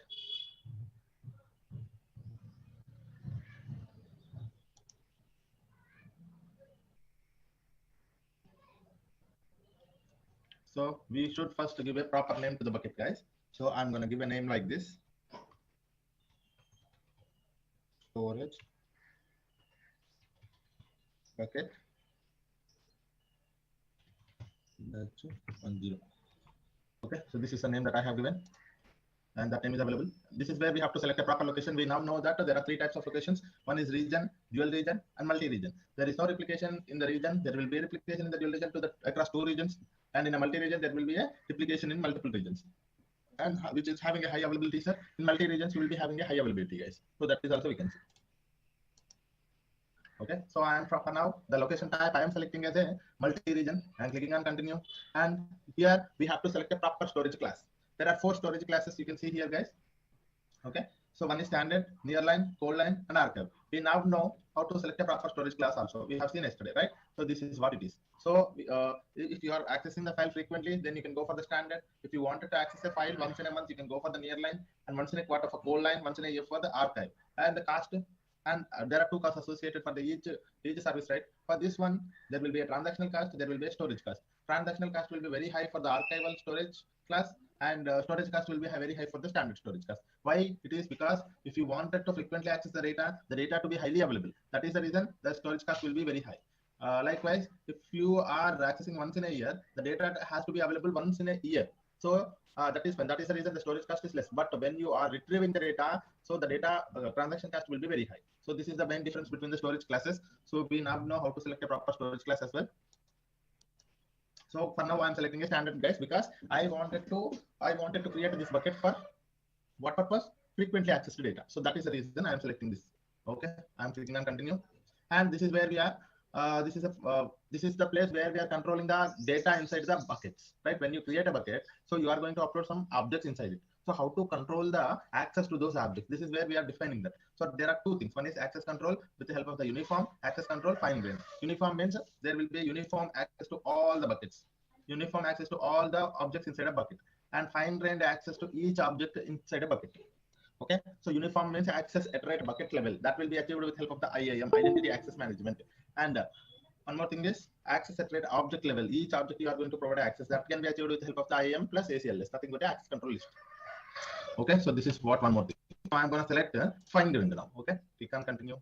So the final step is object versioning or retention policy. What is this one, sir? Now I want to understand. Okay, very simple again.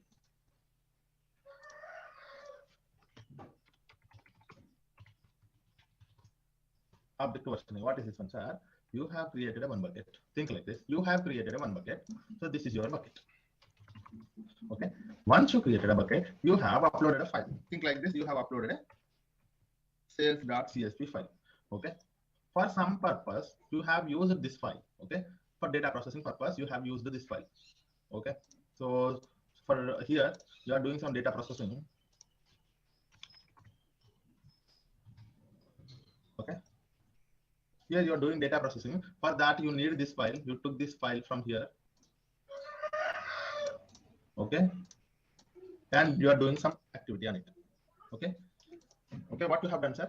You wanted to do some data processing, data cleaning on this sales.csv from this bucket. So you have loaded that file, sales.csv from the bucket, nothing but a Google Cloud Storage to data processing system. And here it is. Okay. Once you have removed null values, something like this, you have cleaned something like remove null values, remove duplicate values.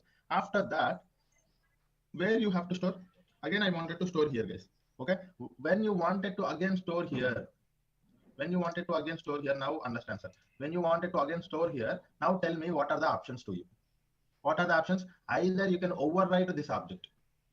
Okay, because it is the same file. Either you can overwrite this object, or you can create one more version of this object. Understand this point, sir? Either you can overwrite this object. Okay, like this, for example, you keep this file here and keep it here. That means the file was overwritten. That means what happened, sir? The original file is gone. The new file with the clean data is there. So this is one way of doing it. So this is a object versioning. For this point of time, you don't need to be object versioning. Okay, you don't need to select the object versioning. But sir, I don't want that. What I want is like whenever I do some kind of activity on my file, I wanted to create one more version of it. What I wanted to do, sir, I wanted to have one more version of it. Now, if I store this file here, it should be one more file, one more version, and one more object like this. Sales.csv, it is 01.csv. Okay, so this is how I can go for the version. So when you enable the object versioning, it will not overwrite the existing object, the original object. It will create one more object, sir. Okay, sales. Okay, what is this one, sir? Sales 01. 01 is your version of next version of your original file. Okay, what is the main difference between the sales.csv to the sales 01.csv? So you have done some processing on top of it. Likewise, if you have taken sales data 01 and CSV, okay, what happened is like you have taken this file again and you done a one more versioning and you have created a one more file. Okay, if you done one more versioning, that means sales underscore 02.csv. So this is a third version. Likewise, you can go for, if you do any types of a activity on this file, you can go for any number of versions. Okay, so this is what is nothing but objective versioning. Okay, what is the main advantage of the objective versioning? You can keep your original files along with the newer versions of this file. Okay, so objective versioning enables you to keep the original file as well as the processed files. Okay, modified files. So this is the original file. From this one, this is a modified file, and from this one, this is a one more modified file. From this one more modified file. This is how. This is was original and this is modified. This is original and this is modified. This is original and this is modified. So this is how you will be able to create a object versioning. But if you don't enable the object versioning, what will happen, sir? All this will be overwritten. So you don't find these versions. You will only find this thing. Okay, all files will be with the same name and it will be overwritten to the overwritten. So this is how you will only be finding a sales.csv. But if you enable the versioning, then you will be able to find like this. But the question is, how many levels of object versioning I can have? Sir, I can go, for example, 1, 2, 3, 4, 5, 6, 7, 8, 9, 10. And how many versions I can enable? Or how many levels of object versioning I can have? So that thing you can actually select in your here. Okay. So what happens? So when you enable the object versioning, what will happen, sir? For restoring deleted or overwritten objects, to minimize the cost of storing the versions, we recommended to limit the number of non-current versions. So for example, if you enable the object versioning, that means the versioning will already enabled. So maximum versions per object is 1. Okay, or you can select 2, or you can select 5, or you can select anything. And non-concurrent, expire non-concurrent versions after this many days. For example, sir, you select 7. Okay, so for example, what happened? Sorry, you select 4, sir. Okay, you select 4. What happened is like, so 1, this is a 1, 2, 3, and 4. One next the 5 will come. This first original file will be gone because what will be, you select only 4 versions. Okay, so again there will be only 4 versions for that particular object. Older versions will be deleted. Again, if a new more version comes, and the very original file will be deleted. Likewise, you will be able to have. So when it will be deleted? After 7 days. After 7 days, like this. For example, if you select here 3, sir. Okay, 3 versions. If you select, what will happen is like, so you selected 3. And this is your first version, this is your second version, third version will be there. Third version, when the third version came, this file is gone. Okay, when the fourth version came, sales.04.csv, because you need only 4 version, right? When the fourth version came, this will be gone, because at a time, how many versions you want, you will be having it. Maximum number of versions will be at a time 3 only. So how it will be enabling it? The existing, the very older version will be removed. The recent last 3 versions will be available. So this is how it is going to be managing this. Okay, so this is what is called as object versioning. What is meant by object versioning, sir? Instead of overwriting the objects, you are going to enable the object versioning for tracking purpose. Whatever the activity you are doing, right? So for that activity, you can able to track your what kind of activity you have done it. So this is what is the main advantage of object versioning. Okay, hope you got it. Okay, and one more thing is, final thing is, what was that, sir? Retention policy. Okay, this is either object versioning or retention policy. Let me tell you now. Retention policy. So very simple, sir. Retention policy is very simple. You see here, you have created a bucket. What is this one, sir? You have created a bucket. That bucket, inside that you have uploaded a file called sales.csv. Okay, sales.csv. So if I delete this file, the file will be automatically deleted. Okay, if I try to delete the sales.csv, this file will be automatically deleted. But I don't want to delete this file until some period of time. Okay, as soon as the file is uploaded, until some period of time, it should not be deleted. That is known as a retention policy. You put a retention period here. Okay, retention period. That retention period, if you select some 5 hours, okay, what will happen is like, if you upload one file to this bucket, until 5 hours, that not even a single file will be able to delete it. You cannot delete it. Okay, this is your requirement in the companies, right? For example, if someone is uploading a file, no one will be able to delete the file until some period of time. So this is what is known as a retention policy, sir. You put some retention policy on top of your bucket. So as soon as you upload a file to the particular bucket, that cannot be deleted. If the retention period is over, you can able to delete it. Okay, that retention period can be a 5 minute, 1 minute, 1 hour, 5 hour, 10 hour, 1 minute, 1 month, 1 year. So it can be anything. Okay, so let us see what is that here. So for preventing the deletion or modification of buckets, objects for a specific minimum duration of time after being uploaded. Okay, so it is also like not only for deletion, sir, also for modification. Two things. Okay, you cannot delete it, you cannot modify it. You don't have a right to access here on this file until retention period is over. So you cannot do things. You cannot delete the file, you cannot modify the file until the retention period is over. So this is what is the retention policy. You see here. So retain the objects for, like I would say, for 3 minutes. Okay, 3 minutes means 180 seconds. Okay, so I have selected for 3 minutes, sir. Okay, so now I have selected all the things. Object versioning, I don't want to go for object versioning, I wanted to go for retention policy. Okay, I have selected that one. So access control is fine rendered, storage class is standard, location type is region, and bucket name is this one. Click on create. Confirm.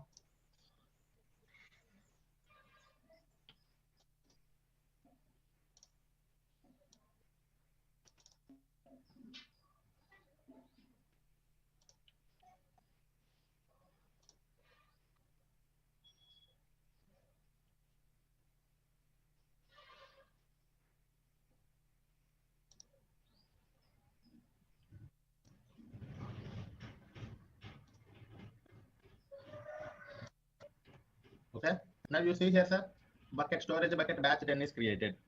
Okay, so you have created a one bucket with all your requirements, sir. For example, let me upload a file.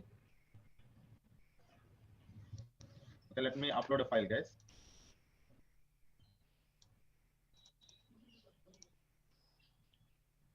Okay, so I am uploading a CSV file, that is customers.csv. Okay, one file is uploaded. You see here customers.csv. Okay, now tell me, sir, what is the retention period? Until 180 seconds, I cannot be able to delete it, right? So if I try to delete it, so click on this file. You see here, click on delete. Click on delete. It should not be deleted because it is not 3 minutes. So it should throw an error. See, bucket could not be deleted. You can click on view details. You can see here it is failed because object has a retention policy, cannot be deleted or overwritten. After this time, you can able to do it. So this is what is a retention policy, sir. If someone wanted to delete the file within the retention period, they cannot be able to do it, sir. After 3 minutes, it is only, we have selected only 180 seconds. You can select 1 day, you can select days, and some 10 days, 1 year also you can select it. So it is your own choice. This retention policy period is your own choice. For now, for demo purpose, I have selected 180 seconds. Okay. And location region is this one, storage class is this one, and public access is no public access. Sir, what is the main advantage of the Google Cloud Storage for storing the bucket as well as retrieving the data? Okay, for example, tomorrow, yeah. After retention period is over, the file will be automatically deleted. No. It will not be deleted. You can, if you wanted to delete it, you can delete it. Okay, retention policy is something that retention. My retention policy, the name itself, it is say that this file for sure will be available for this much time. Okay, for sure it will be available. Later point of time, if someone is deleted, it will not be available. If someone is not deleting it, it will be available again. But retention policy, for sure that file will be available, but for that period of time. Okay, after some time, if someone wanted to delete it, they can able to delete it. But within the retention, even though if someone try to delete it, they don't have access. Even though someone try to overwrite it, also they cannot do it. Okay, so this is something. Okay, change that retention period, right? Sorry, we can change the retention period, right? If you want to delete now. Yes, we can change it. We can change it. For example, we can go to the protection and we can edit it. Okay, I can edit it. Now it is 180 seconds, right? You can change it to 120 seconds, or you can change it to some days. Okay, 2 days. Okay, anything. Or I don't want it to remove it at all. I don't want a retention policy at all. Okay, entire retention policy. I don't want a retention policy at all. Okay. You can delete it. Yeah. Okay, retention policy is gone. You see here there is no retention policy option here. For example, if I try to delete it, it will be deleted.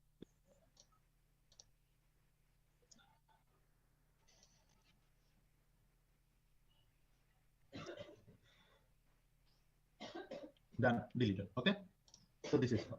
If you wanted to have a retention policy, you can go. If you don't want it to have a retention policy, you can remove it. Okay, now I have uploaded one more file, sir. It can be deleted automatically because it's easy, because there is no retention policy. That's one thing. And sir, now in our Google Cloud Storage, the main activity that we are doing is like storing the data. And one more thing is retrieving the data. Sir, how I can retrieve this file? Okay, how to retrieve the file? I mean, how I can access this file from some other service? For that one, you click on this particular service. Sorry, click on the particular object. You see here, this is the metadata of the object, guys. for that particular object. Which object you have selected here? You see region underscore country list.csv. This CSV file, this is a metadata of that particular file. Okay, that file is a type is text, size is this one, when it is created, last created, what is the storage class, and public URL is not a authenticated URL. This can be authenticated URL, sir. This is a GSUtil URL. So what is the difference between this one and this one? Sir, authenticated URL, if someone wanted to access this CSV file from outside the Google Cloud platform, then they can go for this link. If someone wanted to access this particular file from the inside a Google Cloud platform services, they can go for this path. Okay, so accessing is very important, sir. It is not that I wanted to store the data. It's not my intention to store the data. My intention is to do some processing on top of it. Tomorrow I wanted to do some processing. So main intention is, it's not our main idea to just to store the data. Tomorrow we need to access the file. How to access the file? This is a link of that. Inside the Google Cloud, you can use this link. Outside the Google Cloud, you can use this link. Okay, so these are the accessing. Now, sir, the very good question that we have to think about is like, okay, I wanted to provide access to each person. Okay, object level. Anyway, we selected this as a what's that? Fine grained, right? Okay, so if you click on this configuration, this is a bucket configuration, sir. You see here, this is a bucket configuration. Okay, inside a bucket configuration, this is a metadata of the bucket. So when it is created, when it is updated, what is the location? You cannot edit the location later. Replication, you cannot edit it. But storage classes, if you wanted to change it to, you can change it to anything. Okay, you can edit this class. Okay, sir, this is your bucket if you wanted to access it outside the GCP, inside the GCP. Okay, access control is fine-grained. Tomorrow, if you wanted to make it as a uniform, also you make it. So now the bucket is what, sir? It is a fine-grained access. The control via fine-grained. Now I wanted to provide a permission to this bucket. Okay, so the access control is what, sir? Fine-grained access. So access to objects can be granted through object access control list. So this is what is this. So now there are two things that I can do. One is grant access at a object entire bucket level. So I will select an account here. Okay. This is not correct name, sir. Anyway, but I'm sorry. Okay, it seems like it is correct only. I didn't create it, but yeah, you go to the Google Cloud Storage, you select a storage admin, storage object admin, creator, or viewer. You select one, save it. So bucket level, you have provided access to that particular person. Who is that person? Somewhere here it is. For this person, you have selected object admin. Bucket level, storage object admin. That means he is an object admin of this particular bucket from now on. No, sir. I don't want to provide a bucket level permissions because I don't want to provide a bucket level because he is a data engineer. He should be only have access to only this file. Okay, so only this file we have to provide access. Then in that case, you see here, you are inside a CSV file. You click on edit access. Okay, what is that user, sir? Add an entry, and it is a user or a group. You select either group also, domain also, project also, public also. You can select user. And what is that name of him? Saidhul Johnny at gmail.com. Okay, and what kind of access you wanted to provide him? Owner access or reader access? That means viewer access or owner access. You can provide owner access, can save it. Okay, so this is what is nothing but an object level access. You provide an object wise. Okay, you went to the CSV. That means now you can see who has access to this object. So this person, from now on, this person is having access to this bucket. Okay, so these are the all other things are like this. So editor, owner, viewer, all these are the common, sir. It is about all about project, and user is my account. So you can see here, right? This is my Google account. But any other account entries, any other access if you wanted to do, you added entry, you provide a email name or this one, you select it here. Okay, whether it is a owner or reader. Okay, so this is how you are going to edit the